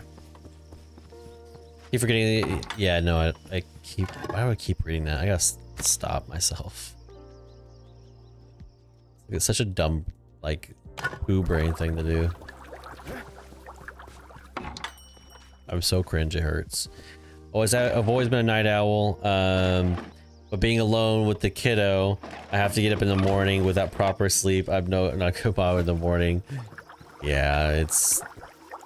I always tell people and I annoy people with this, but it affects every aspect of your life. Before you know it, you know?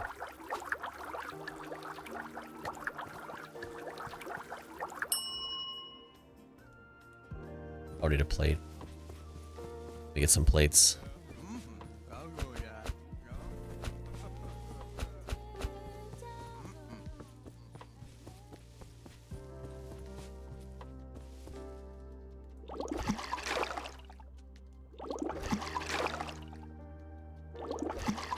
I remember being a night owl before the WoW days though. Like, or actually when I started the WoW days. Cause I would play games till like 2, 3 o'clock in the morning, sleep a few hours, and then try to get in like another session before I went to school. It was definitely like problematic, but it was like one of my favorite pastimes.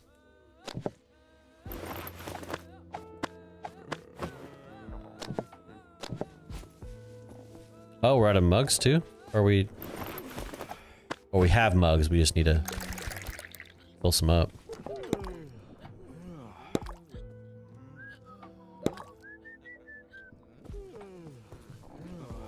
Do I still have to beat him up? There we go. Get out of my seat.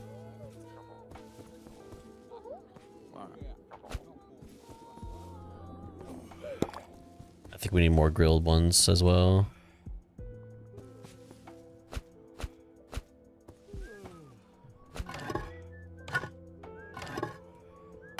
Toad legs. Ew. Sounds gross.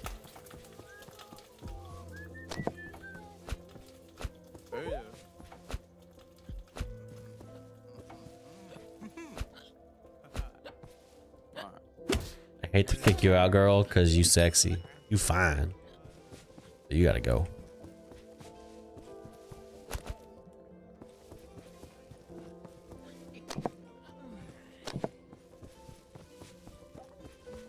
Alright, dirty plate.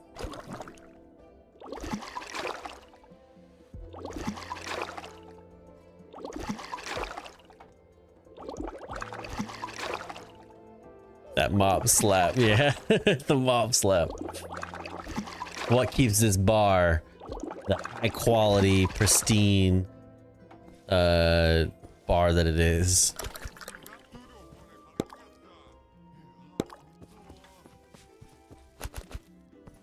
We definitely want more wenches though. Can we have more wenches? I'd prefer had more wenches.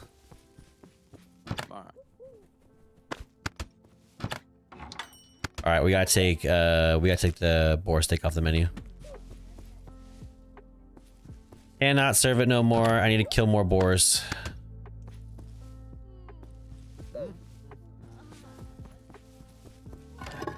Let's do more boiled corn though.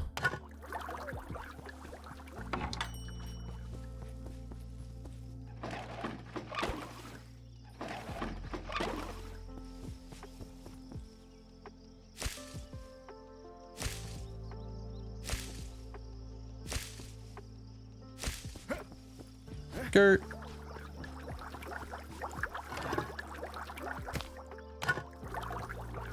We cooking, baby. Jesse, someone has cooked here. Damn, girl. What's up, Elena? Damn, girl. What's up, Gwendolyn? Whew. Damn, girl. What's up? She fine. All right. Do we need more porridge? No, we got porridge.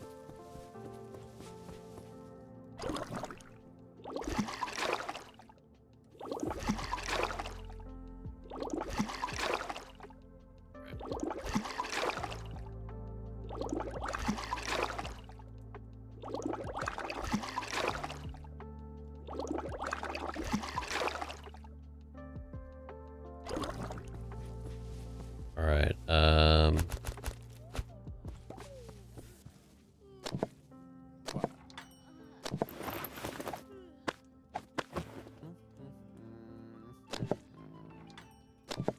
Boom. All right. We need more mugs.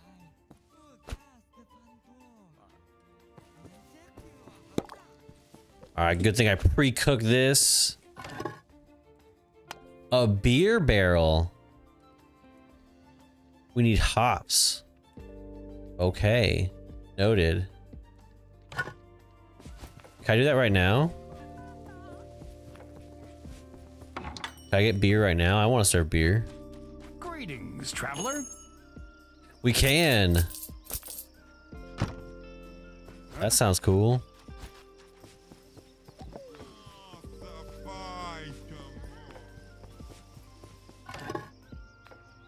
Barley wort, hops, water bucket, cook. Woo. Do I have a backup barrel? I usually have a backup barrel. I do. Okay. So take this one. Do that one. All right, and then we do a second barrel. Greetings, traveler. A beer barrel. And then we need the place it goes to, the barrel holder. There it is. Skirt.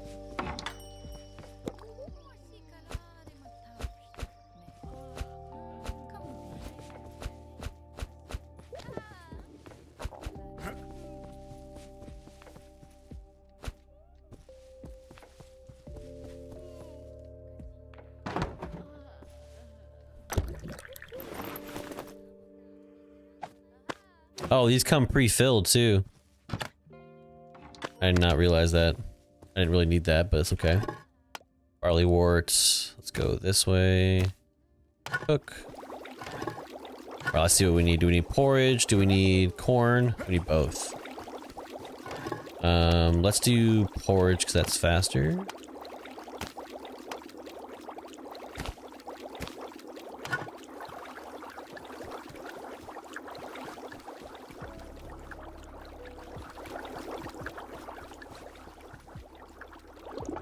Wash faster! Need an automatic dishwasher already.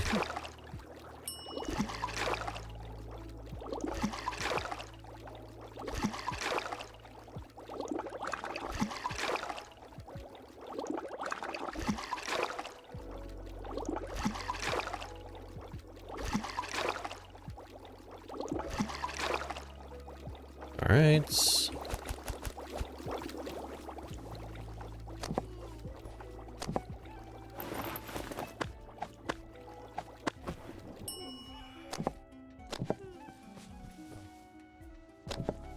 Okay, I got one more row of corn I can harvest.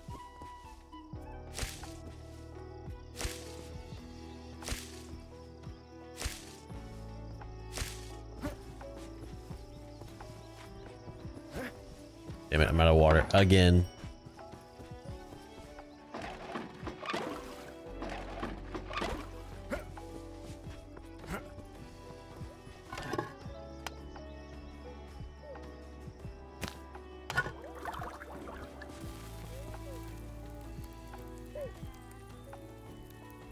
Take beer.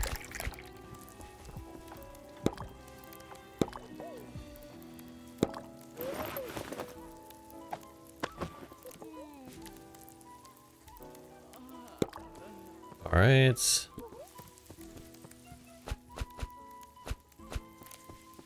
see how fast each one of these go. This is ale, this is beer.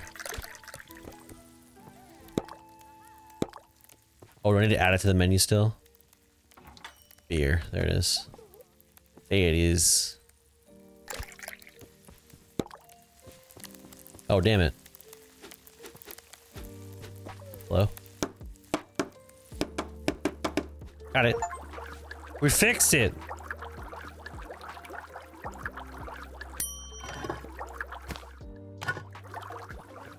How does cooking 10 ears of corn only give you 5?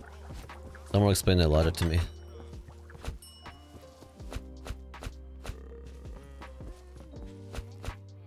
Get out of here!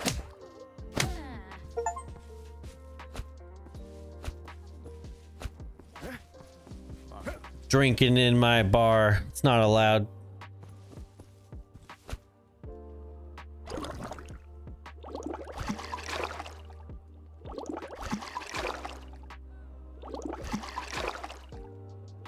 How are they dirtying these bowls? Are they rubbing these bowls all over their balls? Like how? What are we doing? They're like, we're gonna lick these clean, specifically with their butts. Okay. We're gonna wipe specifically with these. I hope that's okay.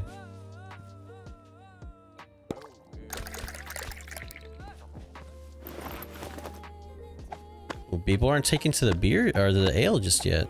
Or to the, yeah, to the beer just yet. Still going for ale.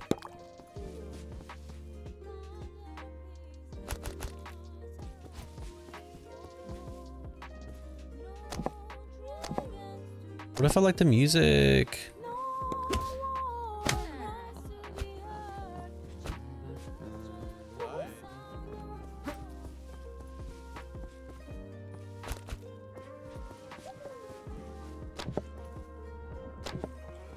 Okay, now we need to make some more porridge.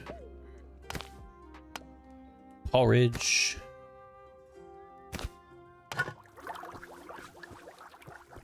All right, we can close now. I think we've had a good and long day, so not hurting to keep this day running. On the floor? Seriously?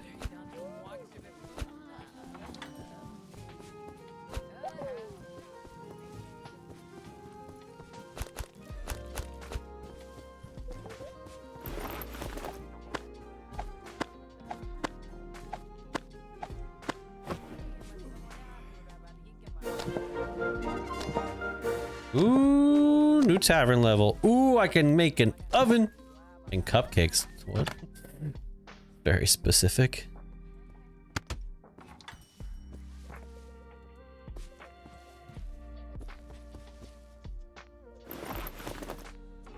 Let's see. Let's do enough to even these out, I guess.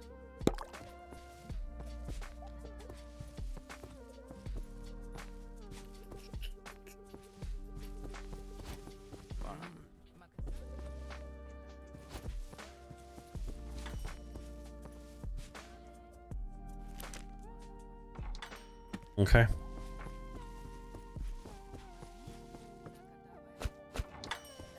We have just enough to get us a cleaning one. And we're all basically set after that. Hell yeah. What? Did you do this?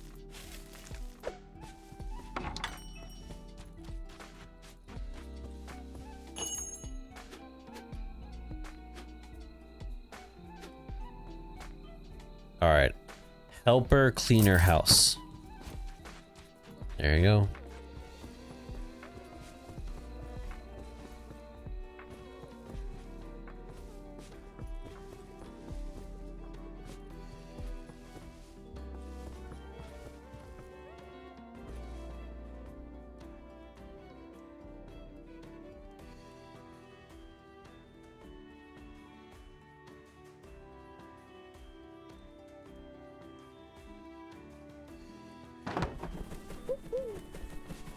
Hell yeah.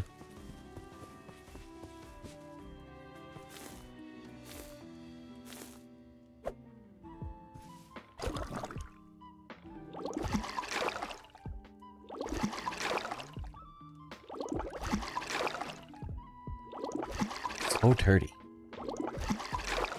Stop treating my dishes this way.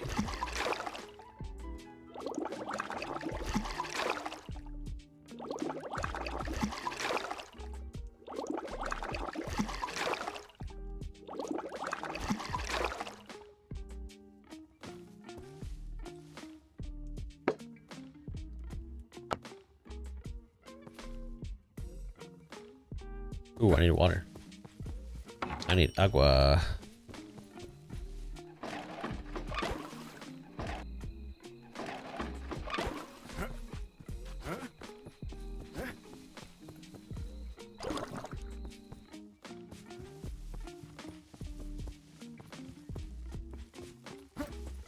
Okay. We unlocked another section too. So now this is open.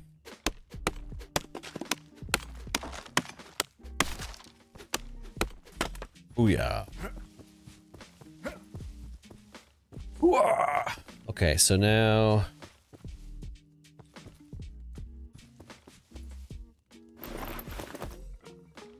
Oh, we got all these extra dirty plates. Let's clean. Clean. Clean. Clean. Clean. Clean. Clean.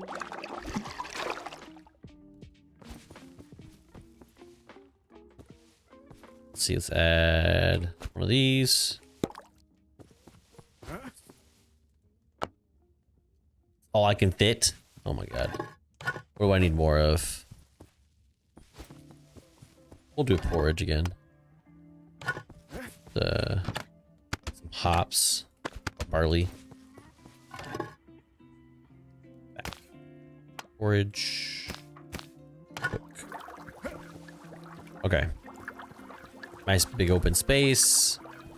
Do we have any extra corn seeds? We do.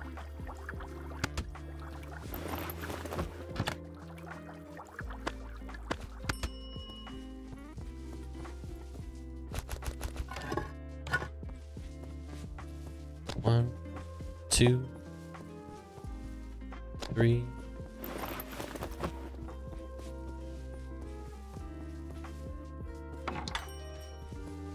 Oh yeah, that's right. I need to hoe. I need to hoe. I have to hoe. It is needed that I hoe.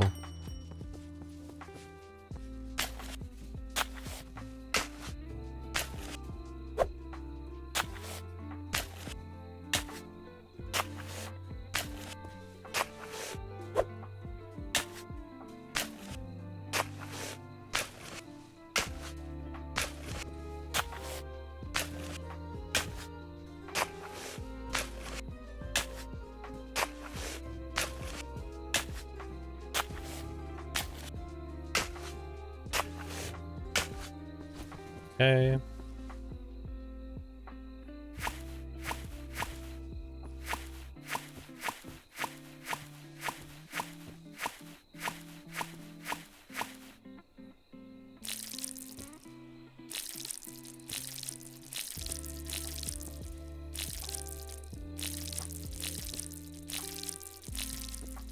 Stop letting you waste it. Just do it.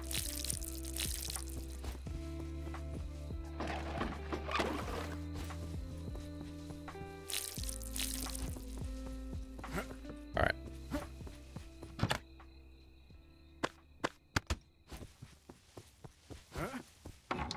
Let's see. Potatoes and mushroom, beer mug, kill wolves, spiders. Okay.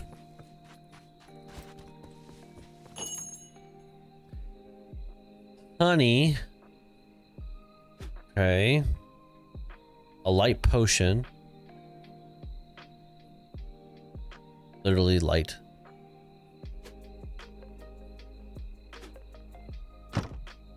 Ooh, let me sell this apple core.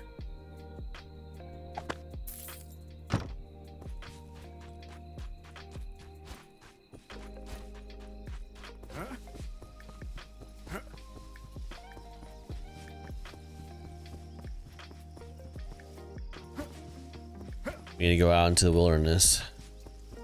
Isn't necessary. Let's see. Zombies. Merchant. Oh. Where are they at?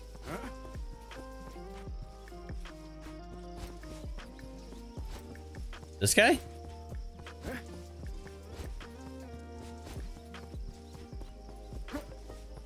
Rumors have it that a magical animal has appeared in the forest. Not quite a horse, not quite a donkey. It seems something has happened. Go and check on it. Not as a duty, but as a friend. Find the glowing creature. Okay.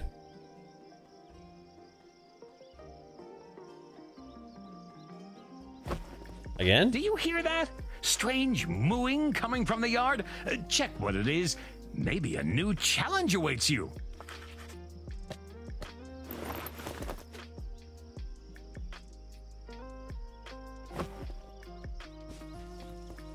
I like this one better. I like find a cow. Moo? Hello, cow. Oh, a new Oh, face. Jesus. And not just a face. Turn around. Let me have a look at you. This cow's I'm new pervy. here. So, tell me, what's up? Funny news. There was a tavern here, but it went bankrupt. Then it seems they dumped this ruin on some fools. But Oh. they have little chance of success. Great! That means one less competitor. Turns out, my tavern is now the only one in the area. It was already the only one. Congratulations on your acquisition. Thank you. All my savings went to the purchase. But I'm sure it's worth it. Definitely. I can see that you have a flair for promising directions. I would like to offer you this wonderful animal paddock. It doesn't look very good. Look ahead. A little cosmetic overhaul and you have It seems like you just want me to take care of you. I'll give it to you for half price. For half price? I'll take it. And how much is that? And how much do you have? That's exactly half. Okay, I'll go get the money. Don't go anywhere. Wait, this has gone too far. It's not even funny. Because of you, I'll have to change the saying. Like taking candy from... What's your name? What do you mean? The paddock is yours. Seriously? Thank you very much. It's written all in the contract. This paddock is part of the tavern. With your attention to detail, where did you even get the money to buy it? Oh, it's a sad story. I had to work a lot, save. There were about 500 years left to save. But then my fourth great-grandfather died and left me an inheritance. And I'm an orphan after all. But it's like... Wait, how do you know who your grandfather is? Before and after. Heart-wrenching story. Anyway, here's your paddock. Now it's up to you to set it up. Look, I'm not afraid of work, but can you tell me what I need to do? First, clear the paddock of junk. I'll do it right now. See you later, cow.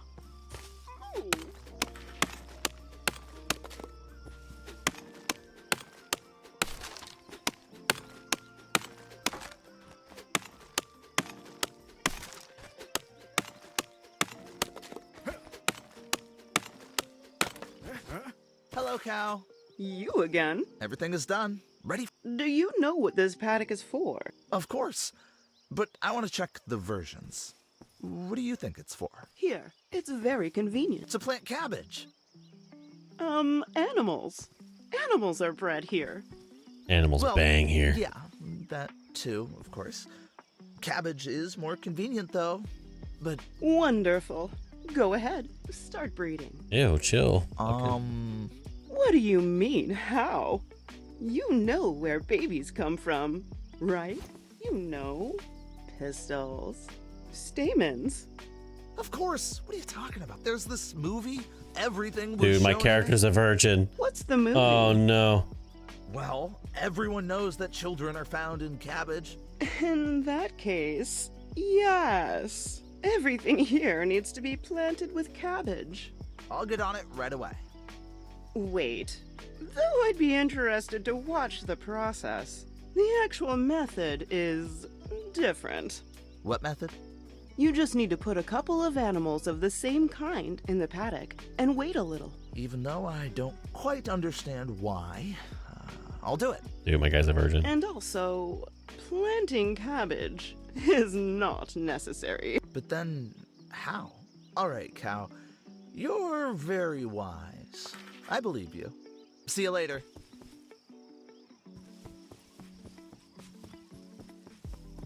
Okay. Ooh, I need to fill it with barley. And then water.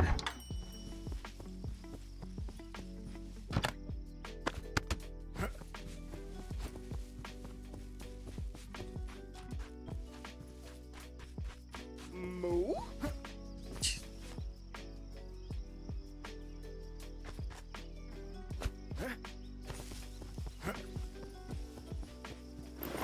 Can't afford that, so let's go glowing creature. Glowing creature in the forest. La la la lava. Chicken.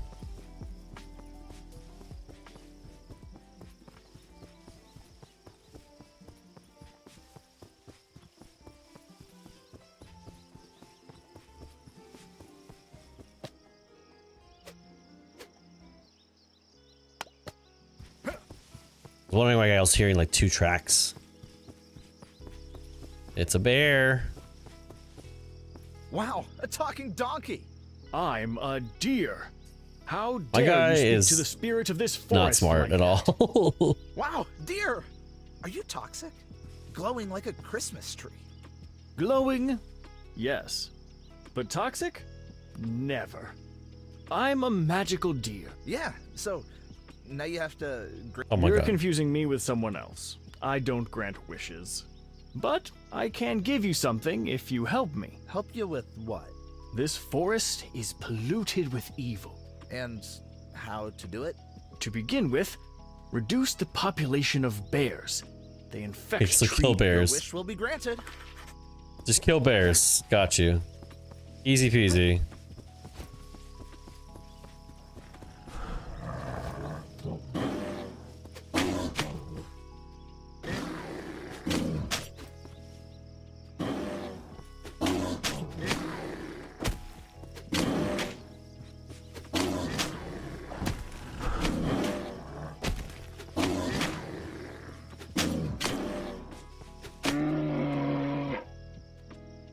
Never mind, that was easy. Never mind, that was a lot easier than I thought it'd be.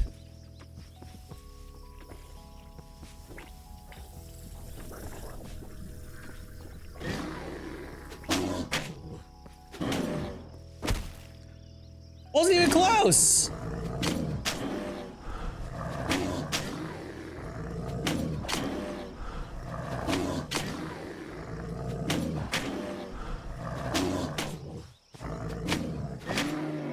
Booyah. Bear liver. Bear liver.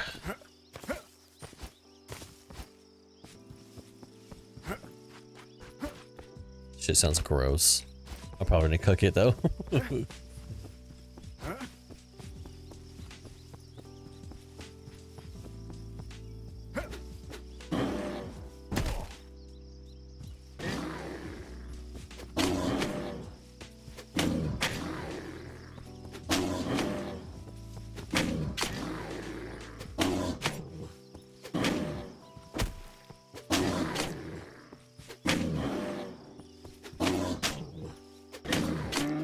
Booyah. Dead. Dead.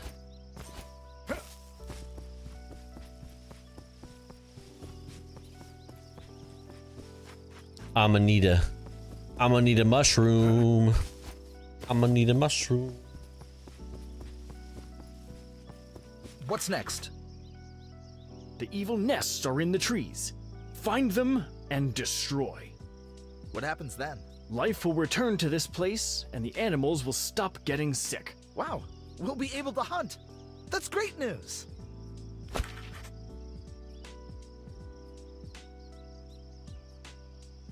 All right. Nest of evil. What the hell? Evil.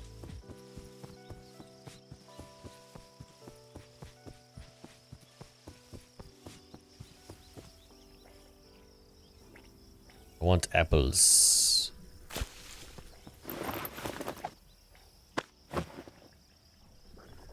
I got a crossbow. It's about time I got a ranged weapon.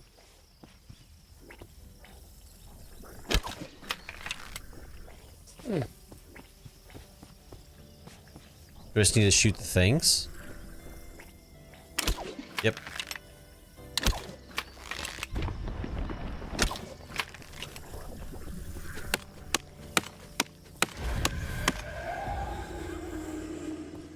That was creepy. That was weird. Okay.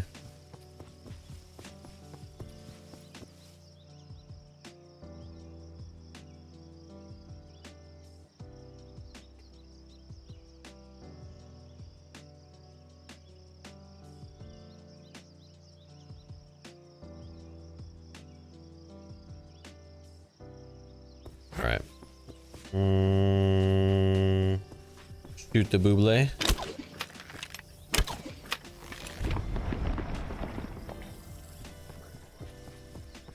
Where do the arrows go, though? I'm curious.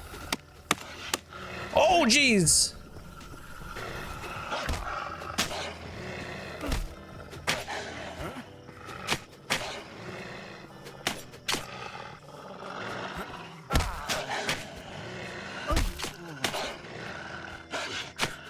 See that lunge? That like 30-yard lunge? Like, damn.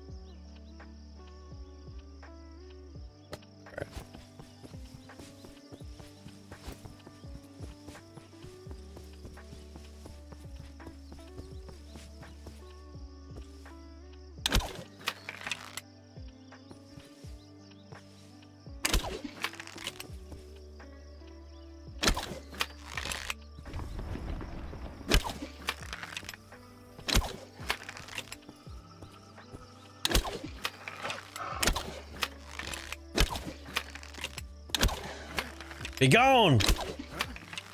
Be gone! Whew. Definitely won't get those back though.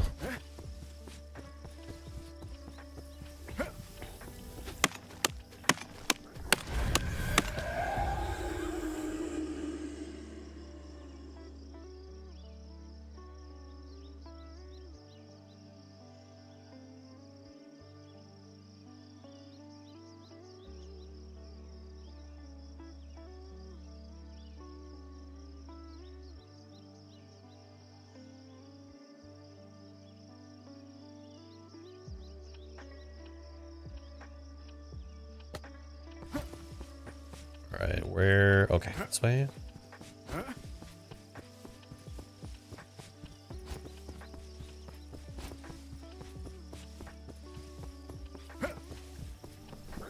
Oh shit.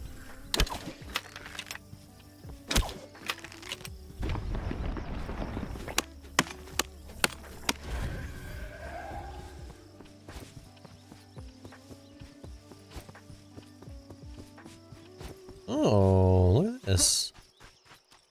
What's this? Just a broken wall? Okay. Never mind.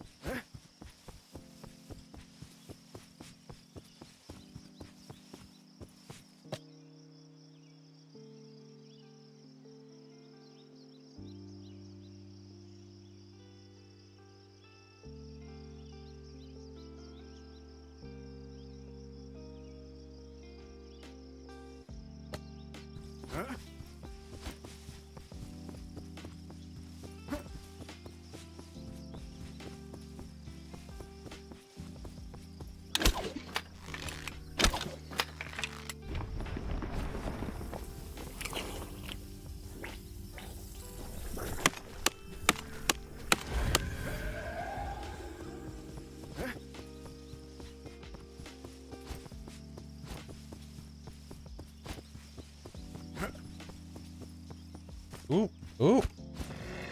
Jesus.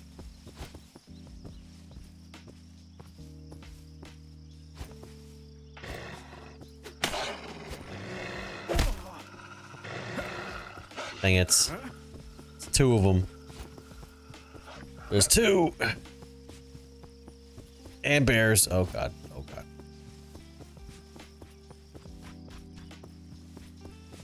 Two and bears can't do.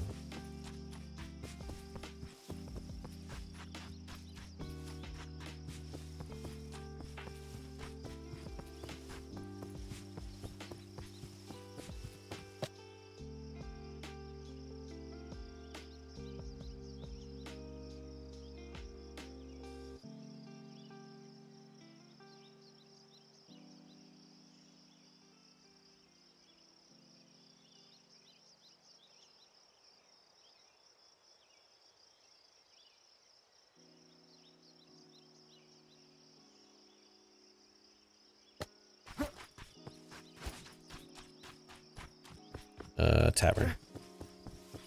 Jesus. Now I got spooters after me. Great. Great.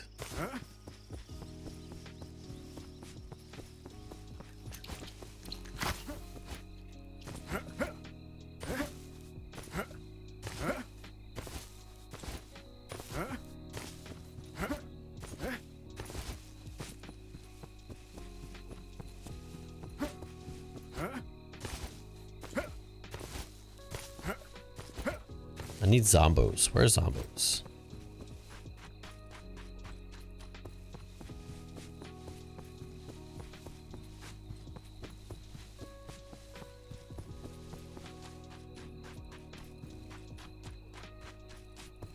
There it is. Okay.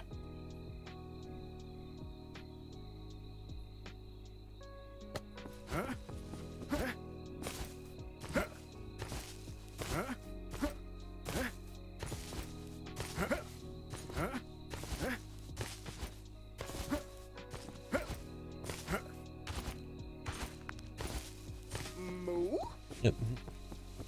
Ooh. Like a question mark moo.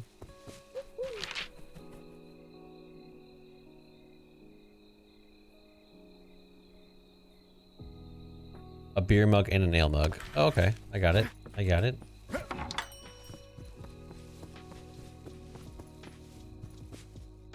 Beer, ale, okay.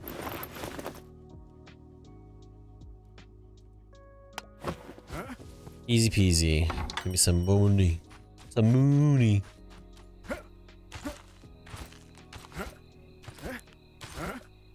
I eat this.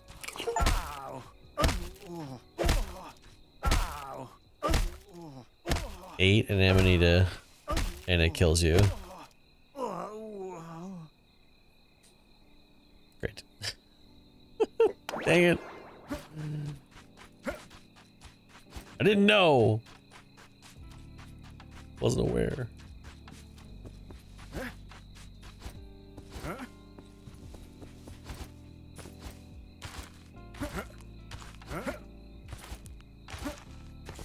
Ooh, Zombo. Oh, jeez. Got him. Dang. I think I headshotted him.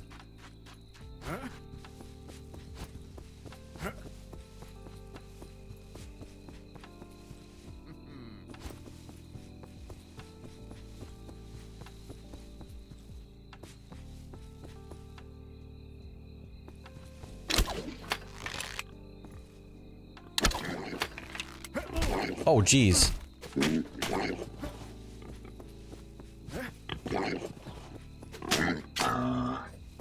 That was damaging to my health.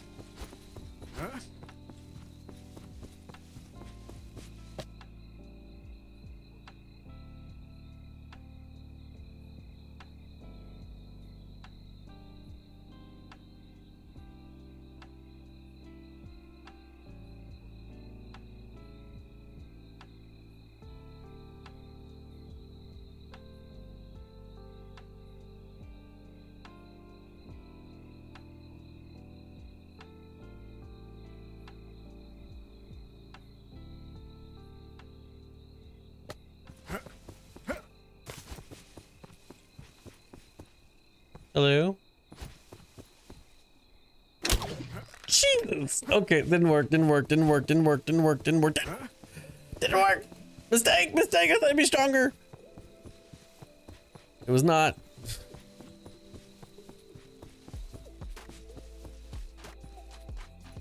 Okay, we're fine. Ish. Hello? Oh, I'm out. Okay. That's fine.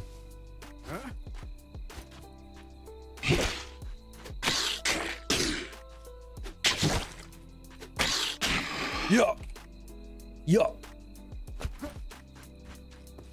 Ooh, got some bolts. There we go. Spooter. Okay.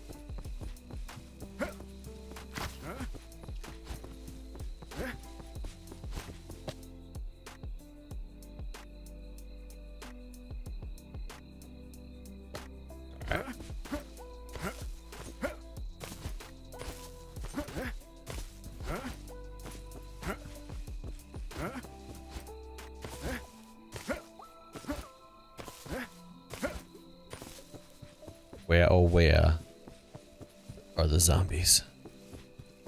I need them.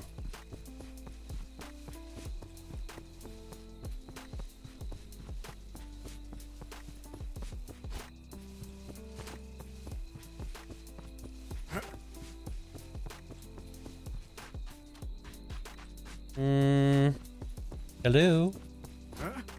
Hello? Zombies? No, no orcs. We're solid. We're set on orcs. Don't need him. Ooh, there you are. How you doing, baby? Oh. I'm just kidding. Nope. Not kidding. Oh, yeah. Yeah. Did it, chat.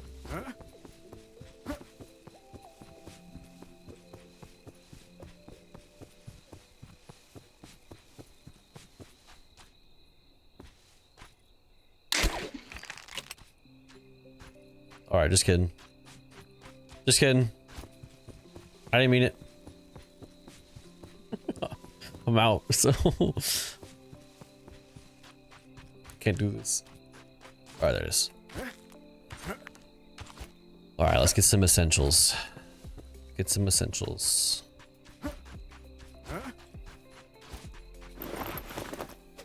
The chickens is what I need for that. Greetings, traveler.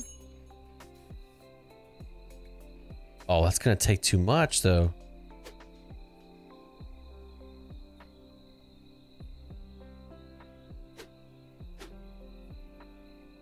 Can we sell some stuff? Ooh, sell a potion.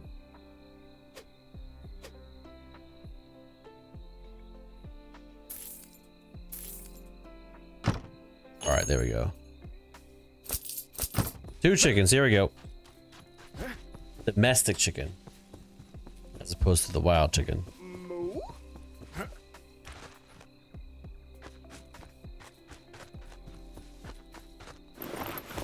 How do I place them in said chicken area?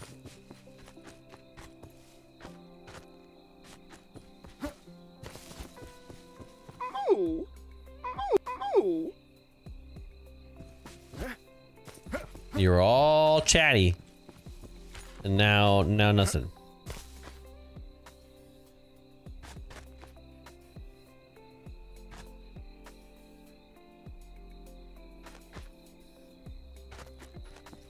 Wait, how did my stuff drain? I didn't put anything in there yet. Put 2 chickens in the paddock. How? How now, brown cow?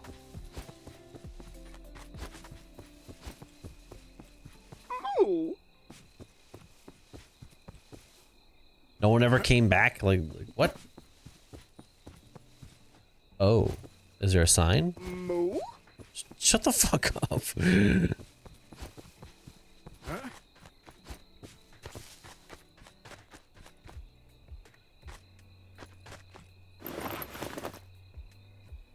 Oh, like that? Okay. Hello, cow. Hey, ya. Look, it really works. I don't fully understand them. Happy until someone thinks of eating them. Of Right. course. Until then, I surround them with utmost care. And how do you sleep at night? Usually on a full stomach. Happy for ya, but not wholeheartedly. I have So to do mean. something to make life better for my animals. Perhaps I know how. There are hornets around here. Nasty little things that make life miserable. Destroy their I nests. can do that. You won't get out of here alive with just an axe. Burn them. Burn them with You are all kindness. See you later, cow. I gotta go. All right. Torch is necessary for this. Okay.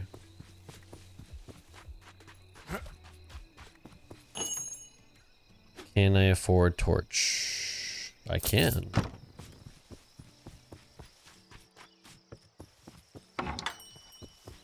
Oh, bruh. I should have bought an axe.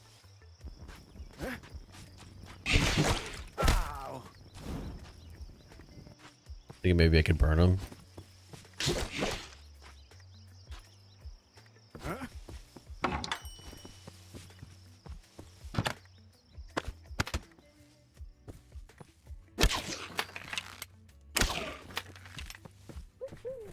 We're not open.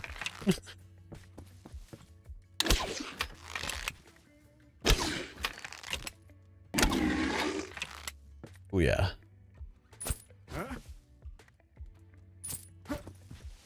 Really? That's all you give me? Greetings, traveler.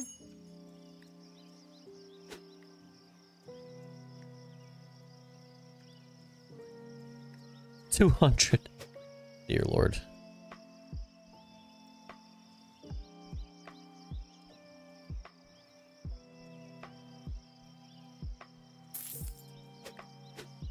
All right, and ask you a question. Ask you a question.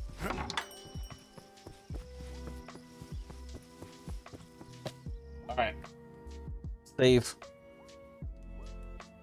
Everybody, thank you for hanging out with me today. I really do appreciate it. Thank you for everybody who was there for the react, as well as some of the gameplay content as well. Stream will be may or may not happening on Friday, but we'll try to stream on Wednesday as well. So join us for that, as well as we may have a live stream showing of an episode of Hearths and Crafts podcast. So join us on YouTube for the exclusive live stream. I was thinking about doing it on Twitch, but then I was like, I don't know how Twitch will go. And I'm like, well, YouTube has been really the space for it for a little while.